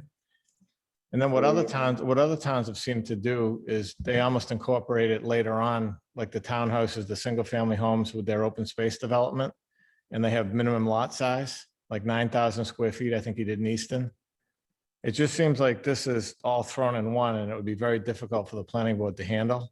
Well, Unless if you were to do flexible development with the model that I gave you, I could separate out the single family or duplex townhouse development from general senior facilities, which would be bigger than that in terms of occupancy. And that probably would be a good way to divide it. But right now there's no. And that's how you just did it in Easton, I think, right? And when I looked, when I pulled this up, you had the senior, because this is modeled after Stoughton. And No, actually, this is modeled after Andover. It says Stoughton in the bylaw still on page Well, Stoughton's modeled after Andover. 66. Stoughton's modeled after Andover too. So I just think that if we keep it, because you go into the definitions, right? Yeah. So because I think it'd be great to allow developers to do 55 plus townhouses and single family homes and things like that. But I also think 30% lot coverage and only 10% open space isn't enough for something like that, but maybe for one building on 2 acres it is. So if we went to senior housing and you kept assisted living, you kept continuing care, you kept long-term care, and we removed independent living facility, senior housing, and then move those, and then that could be on 2 acres with 10%, because that's more one building. No, Yeah. independent living facilities are quite common elsewhere in the country, and they're a model that looks a lot like assisted living. In fact, many of them have assisted living, but it's a small component. As people age in place, they're going to want to stay in the building because they've made friends. So assisted living generally means communal dining, communal amenities like hair salons and game rooms and, swimming pools and health clubs, but it's all basically apartment living. But they're not in a position yet where they need assistance with daily activities. That's bathing, cooking, dressing, taking medication. That's what gets you into assisted living. The leap from independent living in North Carolina in these facilities to assisted living is about a week. I mean, something goes south and you've gone from one to the other. And many of these facilities don't have enough assisted living that they can provide in place. So you're moving at that point in time to another building because you need, and then eventually you graduate to long-term care. So I think that's fine. I just think that from the planning board perspective, if somebody came in with a bunch of single family houses, Yeah. and we don't have a minimum lot area, or townhouses, we don't have a minimum lot area, or the number that could be connected, or how much open space, I think that this kind of lumps everything together and it makes it very difficult. Yeah, I I get your objection to the single family, two family, and I can fix the seniors so that the independent, we're talking about communities that have, my parents are in a place called Preston Point in North Carolina, and I'll bet there were probably 300 to 400 rooms in the facility. It was all linked in one building, and people would go down for dinner, and it was those happy days when you didn't need assisted living. So if a zoo was here, he'd yell at me and tell me to move to Easton right now. So so in Easton, what you did was you broke this up into 2 sections. Yeah. You have it as assisted living, which I think makes sense, right? Yep. So like in residential C and D, where we're near downtown, you want to allow like assisted living and facilities, right? But as you go further out into the rural areas, maybe you want to allow for townhouses and single family houses. You had a whole other set of criteria for that said you need a 9,000 square foot lot, you need 30% open space, you need X, which I think would be great if we could adopt that. I just think this is very unclear to the developer and to the planning board how, what's allowed and how we would handle it. And I think if we broke it up into 2 different pieces like that, it'd make it a lot easier. All right, well, I'll give it a go, and obviously we'll have to talk some more about it so I get it right. I'm gonna agree with Pat on this one. I think breaking it up would make things a lot easier. Because I just think of like, let's say, Leach's Field down the street. I mean, which is very residential, all single family homes around it. Now, all of a sudden you could put 2,000 square foot. I mean, it just is really, there's no lot size. It would lose all control, to some degree, even though it's a special permit. It'd be nice to have some criteria saying, all right, when you're doing independent living townhouses or single families, 35% of the site's open space. You have to have walking trails. You can have 9,000 square foot minimum lot. I think those are a lot of things you incorporated in some of the surrounding towns that you did. All right, I'll take a look. And then we just need to take Stoughton out of this and put Bridgewater.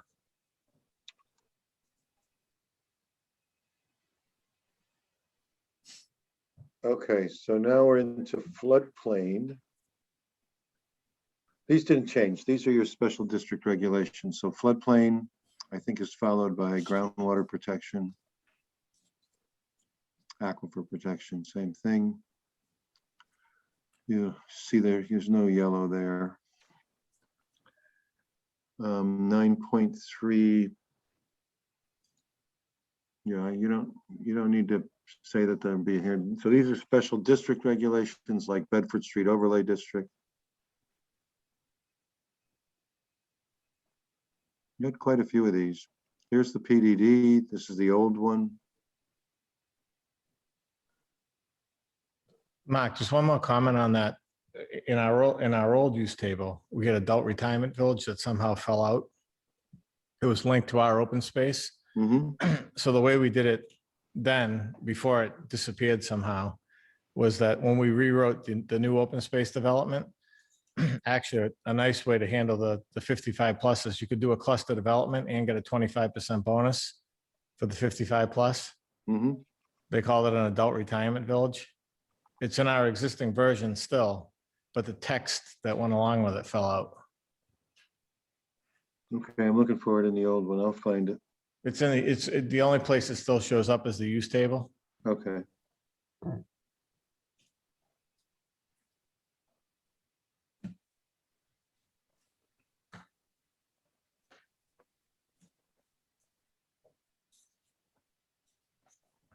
Okay. There are special rules also for the CB district, and I'm just kind of went by them, but they're not, didn't get changed. So this is the last section of substance. It's the administration and enforcement provisions.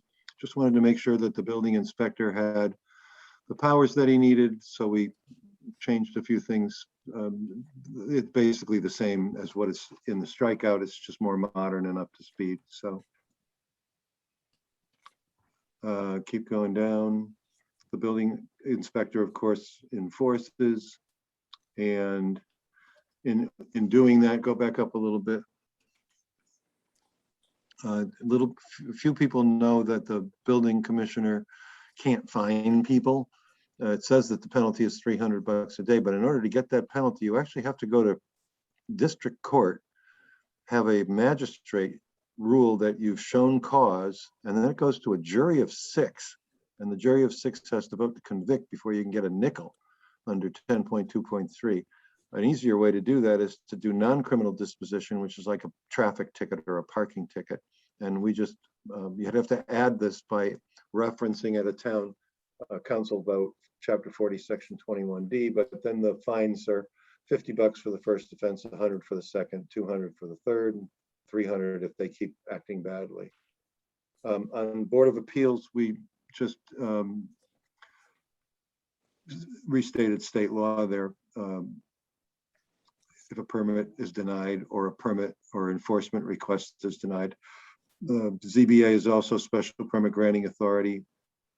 You don't need to repeat the statute. We're in a world now where anybody can Google Mass General Laws, put in the statute, and there it is.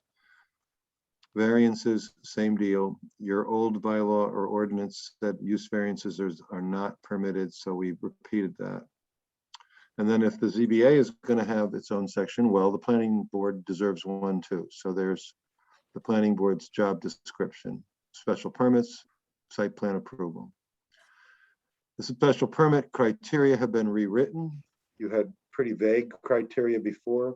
That will all sort of fill in the blanks. Go back up again. Just one question on the planning board. Yep. It says right now it consists of 5 members and 1 associate members, and we have 5 members and 2 associates. Okay. And I believe one was appointed in error. Well, how do you want to? Can we make that conform to the admin code? Because it's stated, This does conform to the ad. 5 and 1 is I admin. know, but rather than have the numbers here in the zoning code, just say it's referenced into the admin code, because that's where the Yeah. numbers are in the construction of the committees. Okay, I'll fix 10.4.3.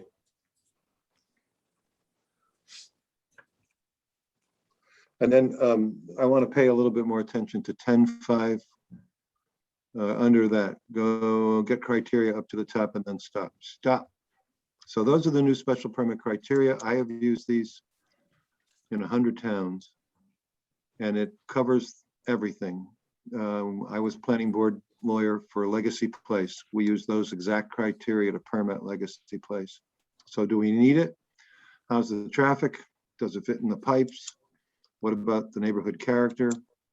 Stormwater is the usual impact on the natural environment, but there can be other impacts like noise and lights, and fiscal impact is something I would not use to say yes or no, but I sure find it interesting to know the answer.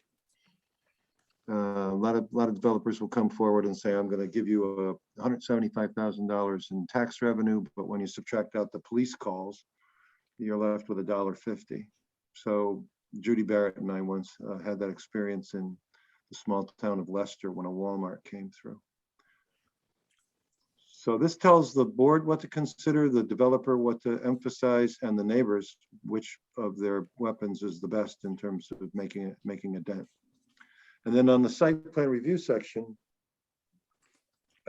keep going.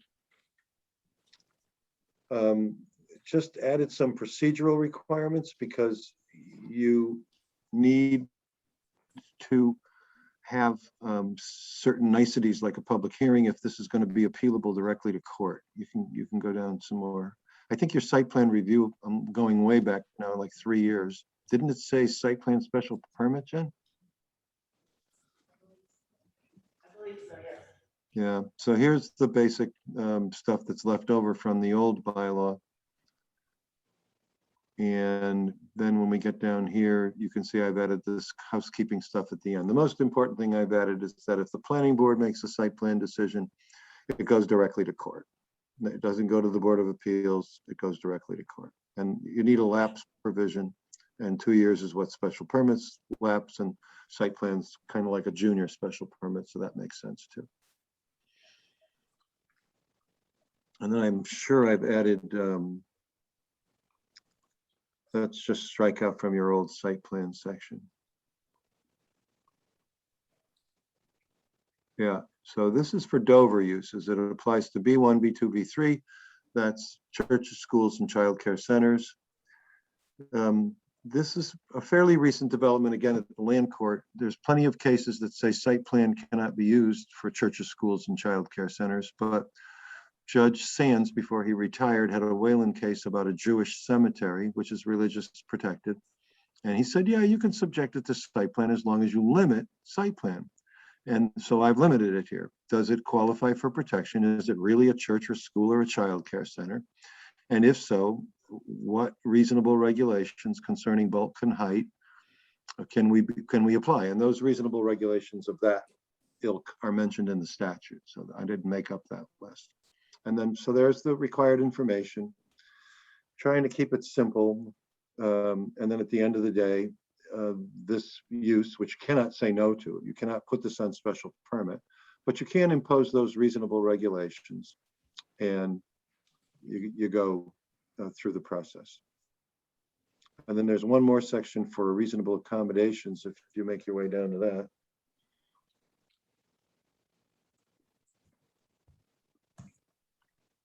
And that's with regard to people that are claiming that they want to provide either treatment facilities or residential facilities for recovering drug and alcohol abusers. They have to be recovering. So the ADA is the treatment because it doesn't require residential. Federal Fair Housing Act amendments of 1988 govern residential premises. And this is nothing that you want to mess around with.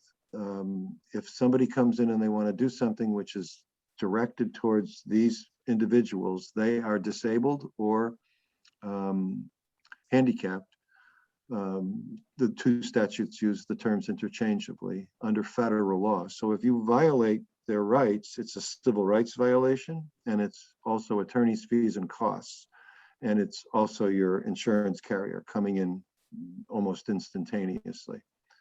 So the basic rule here is let's get the Board of Appeals together instead of just leaving this in the hands of the building commissioner.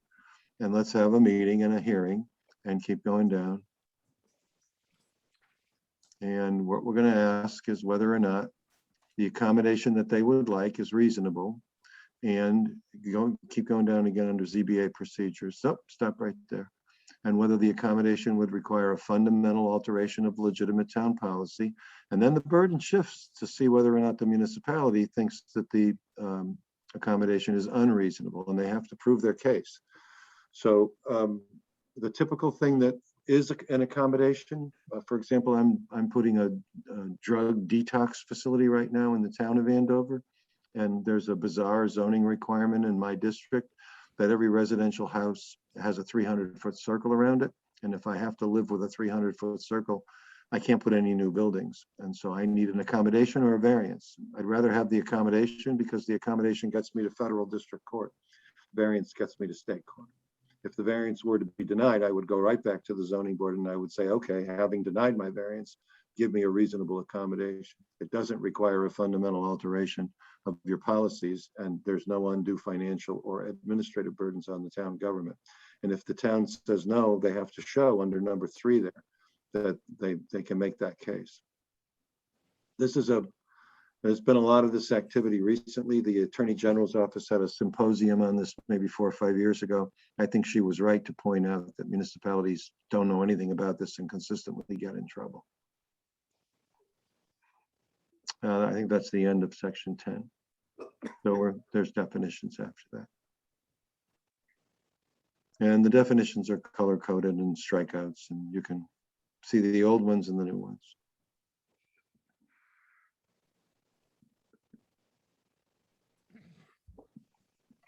And all the definitions are in the back. None of them are in subsections. So aquifer protection definitions are in the back. They're not in section 9. All right. Does anybody have any of the board members or counselors have questions for Mr. Bobrowski generally about the stuff he reviewed? Mark, can we go back to,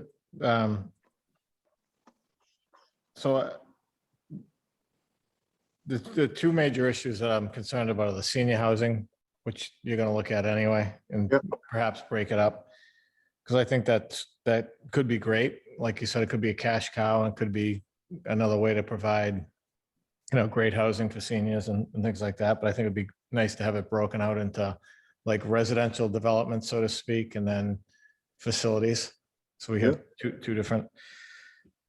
So I don't like, one of the things we're trying to do, and I think it's been a problem in the building department of the use variances. And I think that change from one non-conforming use to another less detrimental non-conforming use is good, but could be dangerous. So are you telling me right now, if I had a non-conforming building, a non-conforming use, right? Mhm. And I wanted to expand that non-conforming use, and the building was closer to the lot line, or the building took up more lot area, or the square footage requirement didn't meet each unit. Are you talking that use has to remain in that same building, or could I actually build closer to the lot line and be more non-conforming? I think you're mixing and matching, Patrick. So if I have a non-conforming use today, let's make it clear that it's not a single or a two-family home, it's something else. And I want to extend or alter that, the change or substantially extend are words in the statute. I can do that. What is a change or a substantial extension? It's something like, there's a chart in chapter 3 of my book, if you have it, in which the court wrestles with 70 or 80 cases. So I've got a gas station that's non-conforming with 4 pumps and I want to put in 10. Is that a change or substantial extension? Yeah, because its effect on the neighborhood is different, and because there's 3 tests. In fact, the tests come from Bridgewater versus Chuckran, which is a famous case on this issue. And it was later updated in Powers versus Barnstable, and the case was modernized. But the old test comes from Chuckran, and I drove past Chuckran and took a picture of it and sent it back to my associate and said, we're working in some really famous territory here. Yeah. So that's essentially what change or substantial extension means. The thing you don't like is change from one non-conforming use to a completely different, also non-conforming use. I don't mind that. So in other towns, it seems like you stopped after non-conforming use, but then we go on to say, well, that's just special permit is granted no use. Bill Regan. So how about if we strike out that? How about if we strike out that? You can strike out that sentence, and I've only had to fight one time, but I thought it would be beneficial to people to make it clear that what I've really put there is a use variance under a special permit. Because if you've got a non-conforming, in Winchester where we did this, there was a non-conforming office building, and they wanted to make it into a non-conforming multifamily building. So they were going to shell the building and make the offices into apartments. And it was a big number. It was like 30 or 40. And they didn't even want to take the application because they thought it spoke for itself, that it was more detrimental to have the residences there than the office use.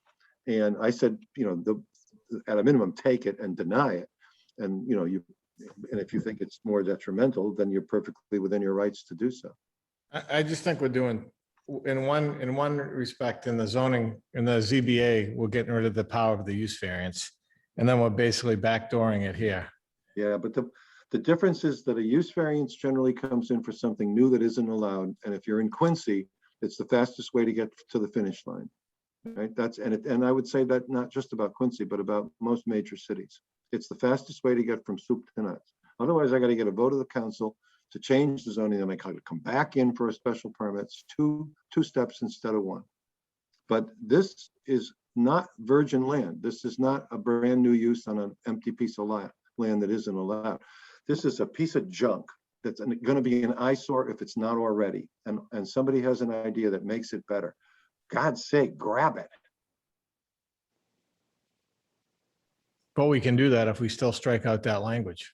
Well, you can, but there are Phil Regans all over the world. Nobody tell Phil Regan we're having this conversation. I'd compromise and keep the first part, but I'm just one. I think the second part is very dangerous. We're trying to get rid of use variances, and then we're putting a back door into use variances. Yeah. Well, make no mistake about it. I'm a tinkerer. I mean, you know, if the legislature isn't going to change the law since 1975, and we all admit that it's mostly broken, but there are ways to get things done if you just know how to move the machinery. That's one of the services that I provide. Agree with Pat on that one. I think that could cause problems down the line. I get your point too. It's certainly a useful tool to have, but kind of a double-edged sword. Yeah, it is. But I have a great confidence in the Special Permit Granting Authority being able to intelligently say no and supportively say no. Well, I guess maybe I feel in this town, maybe it's just because I'm on the planning board, it almost seems like a special permit. We can't deny. It's just you can only condition it. And that's where I get concerned. That's not the law. Well, that's where I get concerned for abutters and things like that, because I think a special permit is almost considered a yes in this town.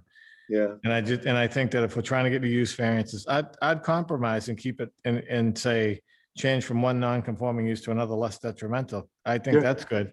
And then if it makes sense and it's really a great idea, then they can grant the variance for frontage or something. You know what I mean? Yeah. Okay. They can do that. I think we've got enough here on our plate after tonight that we're going to have to work through this again. I certainly hear your arguments, and I'm more than happy to delete the second sentence because I don't think it's going to change the results. But you know, it's kind of like the same thing in adding the special permit after parking, adding the special permit after signs, adding the special permit after landscaping. Here are the rules. If you can't do it, show us why what you want to do isn't bad, you know, isn't going to hurt anybody. Other than that, I think everything's good. I mean, we need to do this, so. Anybody else have any comments from the board or the committee? I enjoyed talking with you, and I'm sure that Jennifer will get back in touch with me. And I would urge Patrick and Jennifer to have a planning board, you know, powwow where we just have page by page, just a knockdown, drag out. Let's get this thing wrapped up and ready to roll. Can we, it's Bill Wood again. Can we get it at a table of contents maybe also? There is a table of contents. Right? There is. I can get it to you. I thought I had sent everything over, apparently. So maybe send it all over again. Sure. Yeah. That's how we got to draft 14. When Ruth cleaned up draft 13 to make the table of contents, she saw the typos and then she retitled the document chapter 14. Yeah. So yes, there is a table of contents. It's a darn good one. It goes, the table of contents goes, it always ends up being very detailed. That's fine. That's fine. Because I saw all the headings there, which naturally lends itself to a table of contents structure. Oh, no, I took all the subheadings and they're all noted as part of the table of contents. So one of the outcomes of tonight, I'd like to see, I just don't remember seeing those other document versions. So if we could resend those, it sounds like there's some edits that are going to come out of this. Yeah. I'm glad we did the workshop because it helped walk through the different things. And obviously there's already been conversation about some of the pieces.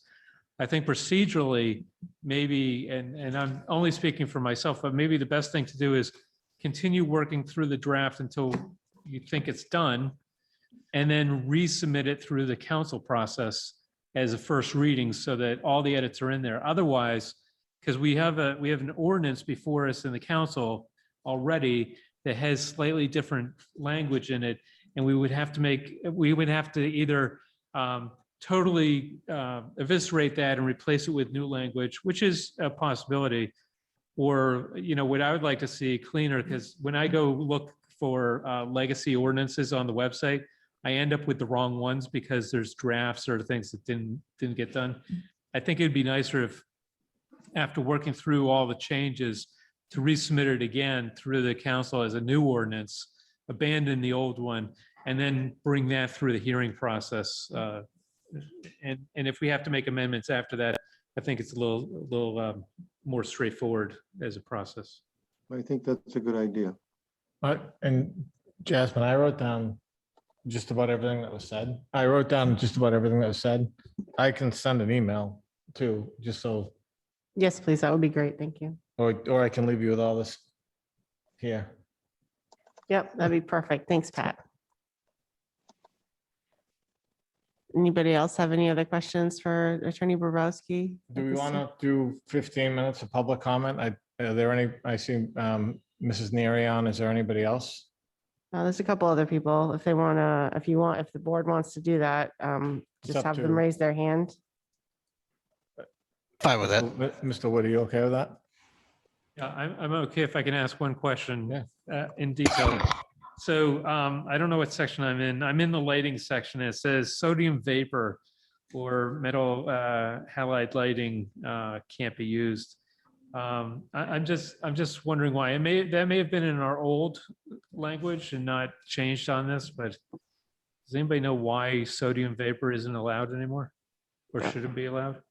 I think I created that section when I was asked to come up with something for the town of Westford many years ago. And I'm sure what happened is that I collected a number of different lighting bylaws, and that was in 2 or 3 of them. So I rolled it over. It may not be relevant anymore. It's probably 15 years old. Yeah, I just remember as a kid, sodium vapor became popular because it was a dispersed light and it was viewed as more safe than other lighting. I don't know. I don't think it's as energy efficient anymore, so Yeah, I'm probably not not. sure that Probably not. that might be why, but It's a minor question. All right, thank you. you're All right, welcome. on So we to- have Dr. Hunt has a question. I'll unmute him.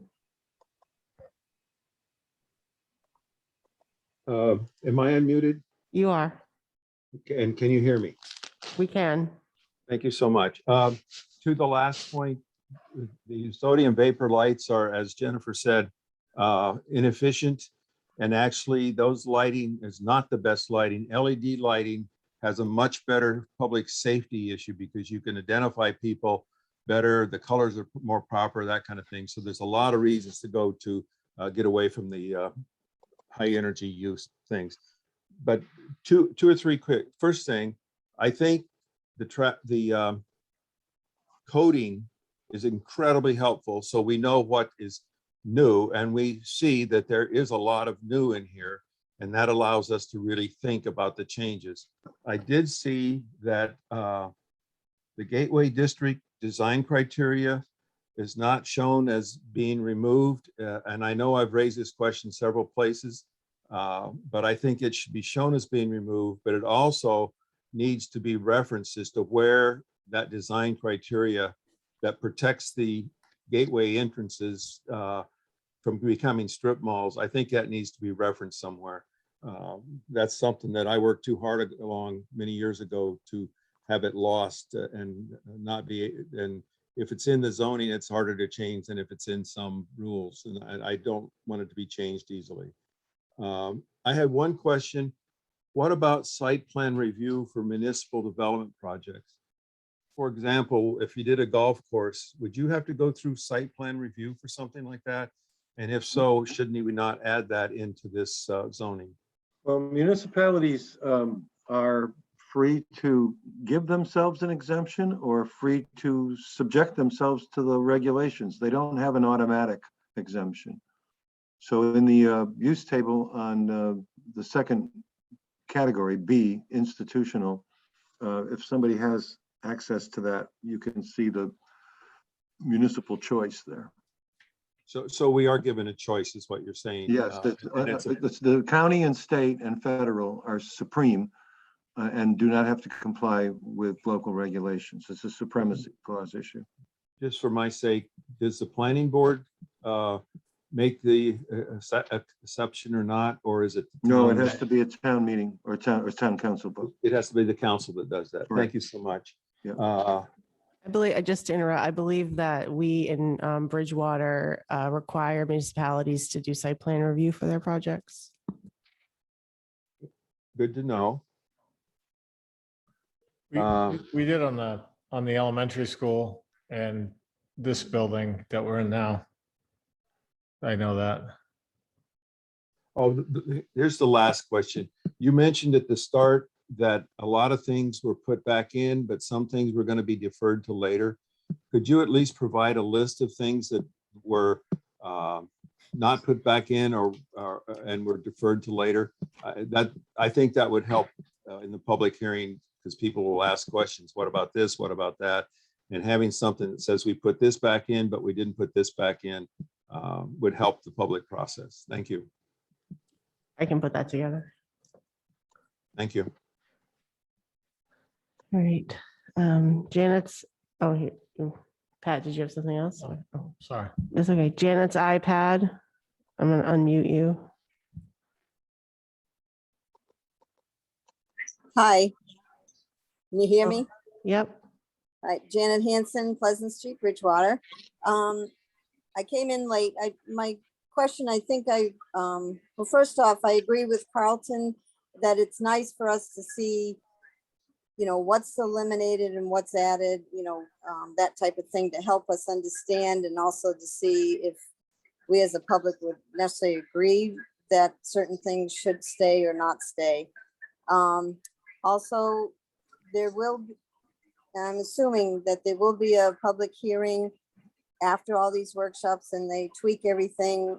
Then there'll be a hearing or a meeting for the public to see it in full, what they are proposing. Is that correct? Yes. Yes. Okay, so, but we're not there yet. No. Correct. Oh, okay. All right, thank you. Okay. Mrs. Neary, I'm going to unmute you. Hello. I'm just questioning a couple of things. This draft that you were working off of this evening, it said it was draft 13. So that the black print was not our original zoning, is that correct? It's the revised edition, and then all the yellow highlight is new revisions, is that correct? If it's black, it's old text. If it's yellow, it's new text, and strikeout is strikeout. Old text meaning when? Means the version of the bylaw that was handed to me to start this job, which was the version dated April 21st, 2017. So that's existing. Yes. Okay, that's what I wanted to know. I didn't know if it was an update on a previous update. The other thing I wanted there were a couple of things that snuck in after that date, like adult use, recreational marijuana. Oh, that's interesting. Well, it didn't sneak in. It was adopted by the council during That's our what I mean. process. Right. Okay. The other thing, Carlton was just defending the LED lights, and I know it's an economic situation, but sodium is better for our environment and the pollinators. So I just wanted to mention that. And I think that's all I have to say tonight. And thank you. You're welcome. We don't have anybody else, Pat, with their hand raised.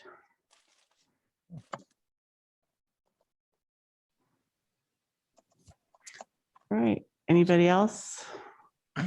So do we have a? when's the So public- you have a public hearing scheduled for September. You have a public hearing scheduled for September 15th. We could certainly, you'll have to wait till that day to continue it if the committee and the board would like to continue the process of workshopping the ordinances and coming to a different sort of result. That's certainly something we're able to do if you'd like to do that, or we could hold the hearing and send it back, send the existing one that was sent to you back to the council and let the council know what we're doing. And then if we're going to be doing a whole new first reading, that might make more sense procedurally. I'm not sure. I mean, I can think about that a little bit, but there is a hearing scheduled for September 15th.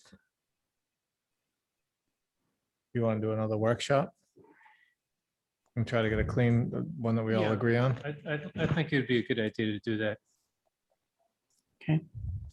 So I can get some dates from, do you want Mark to be at the next one or do you want to just workshop it amongst yourselves?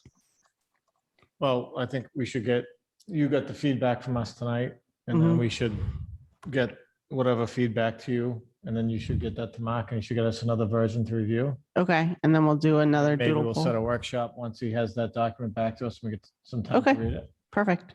Or do you want to set a workshop day now? No, I think we can get the copies and then set the workshop date. Yeah, that's fine. Mark, did you want to say something? No, that all sounds good to me. Okay. Perfect. Right, great. I think we're good then. Could you send us the last advertised version? Yes, I will. You know how we- It was sent, Jasmine sent it to the planning board Tuesday or went Monday. No. This is 14, so we started down this process like a year and a half ago, Mhm. where the council sent us a version to review. We had. I know what you're asking for. Yes, I public can do hearing that. on it, Yep, I and can do then- that. And then stuff came out of that one because of the public feedback. And Yep. so with this one. Yep, I can send that to Just you. so we can, I can probably find it in my email if I knew Nope, what the version. Pat, I was. have it super easy. I can get it to you tomorrow. Maybe not tomorrow because I have a busy day, but definitely by Monday. So I have one other question then. So I think maybe Michael left, but so maybe not serious changes, but there are a lot of changes in this version from our current zoning.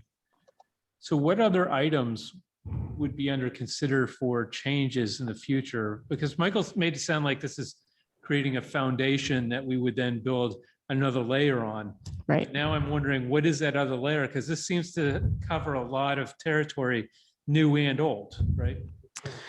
Right. Well, I don't have the list off the top of my head, but I do have a list of other things that could be included, including like wind energy systems. And I know we talked about inclusionary zoning at one point, things like that. So things like that have not been included in this. There were some other things that we took out, which I'll have to go back. I don't remember them off the top of my head.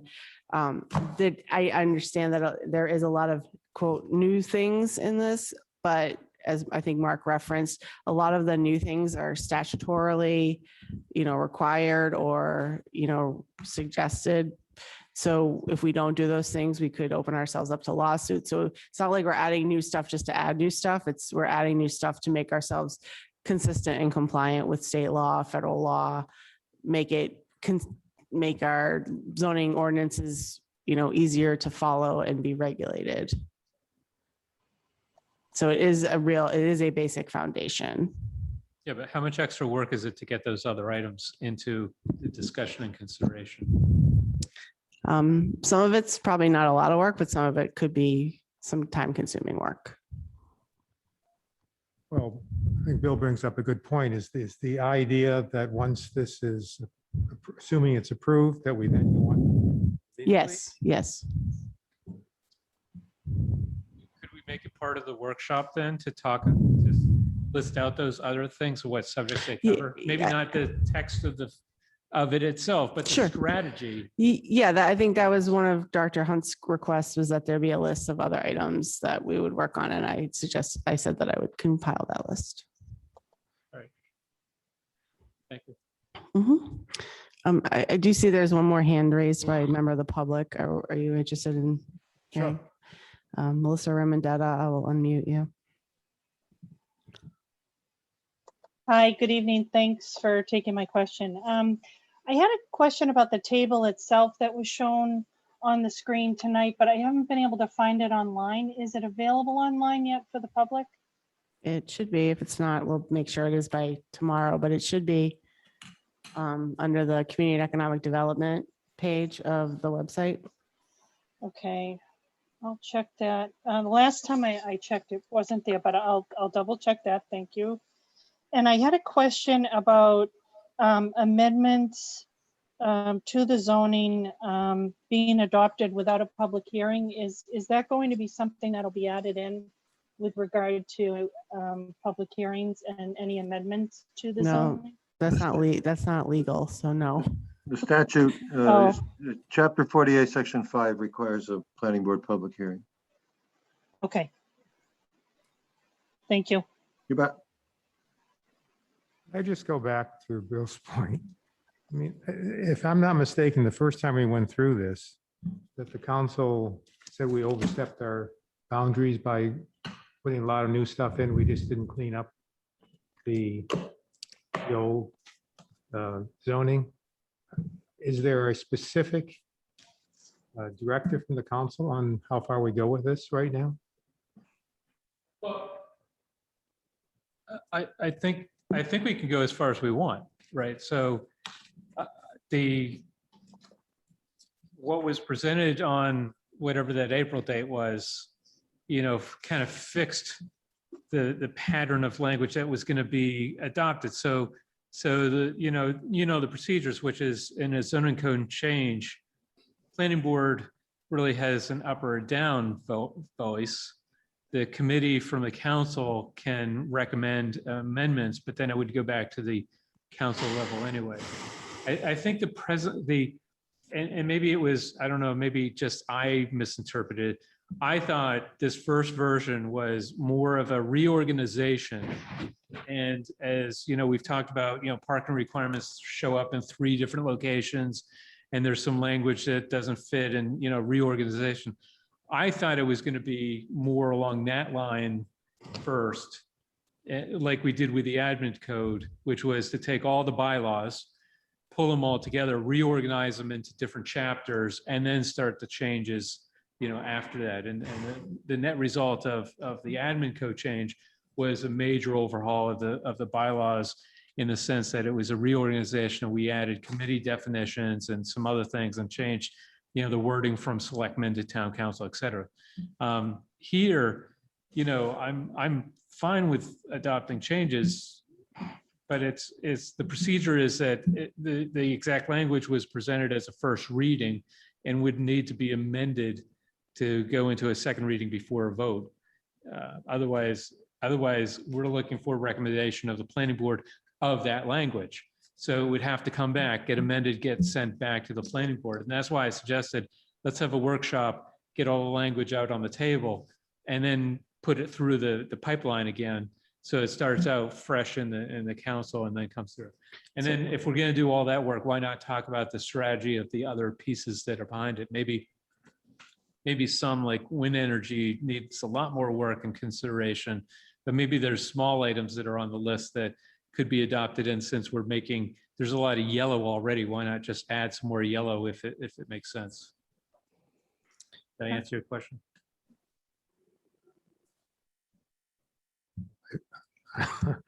I think so. In other words, it's open-ended. Yeah. It's different in every town.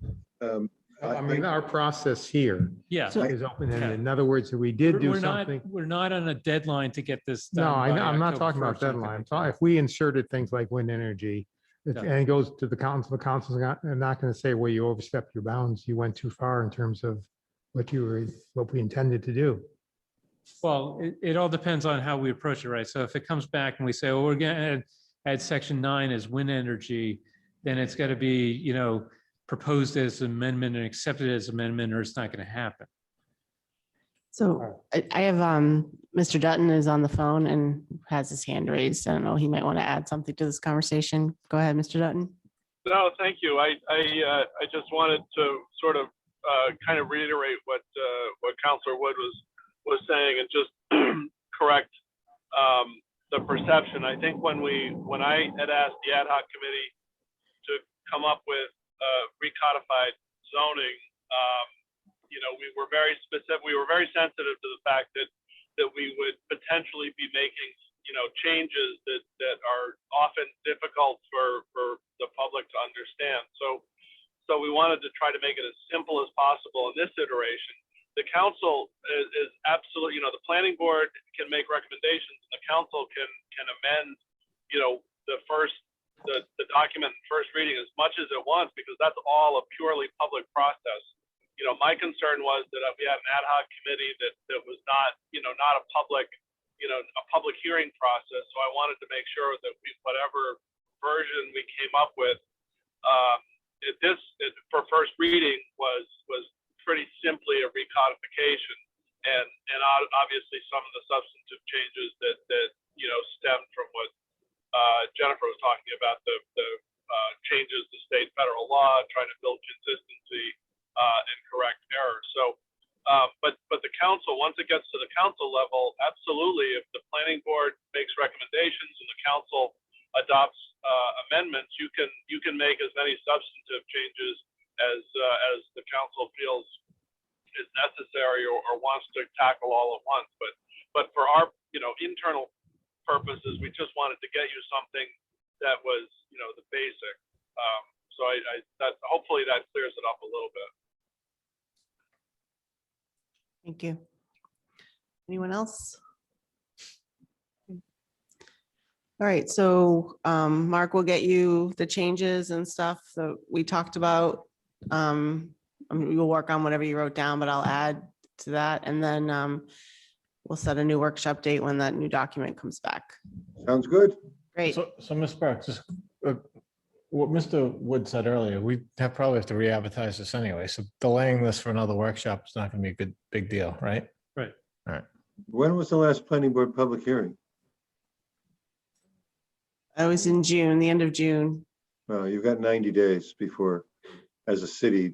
They only have between- 90, they have 90 days to open it. It's already been Yeah. opened. Oh, okay, okay. It's been opened.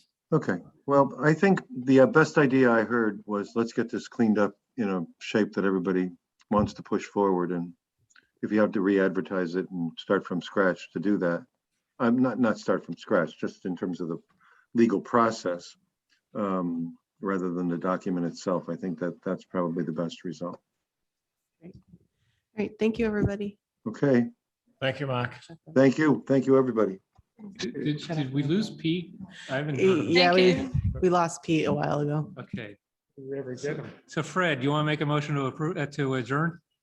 I would make such a motion. Thank you. All right, I'll second that for the council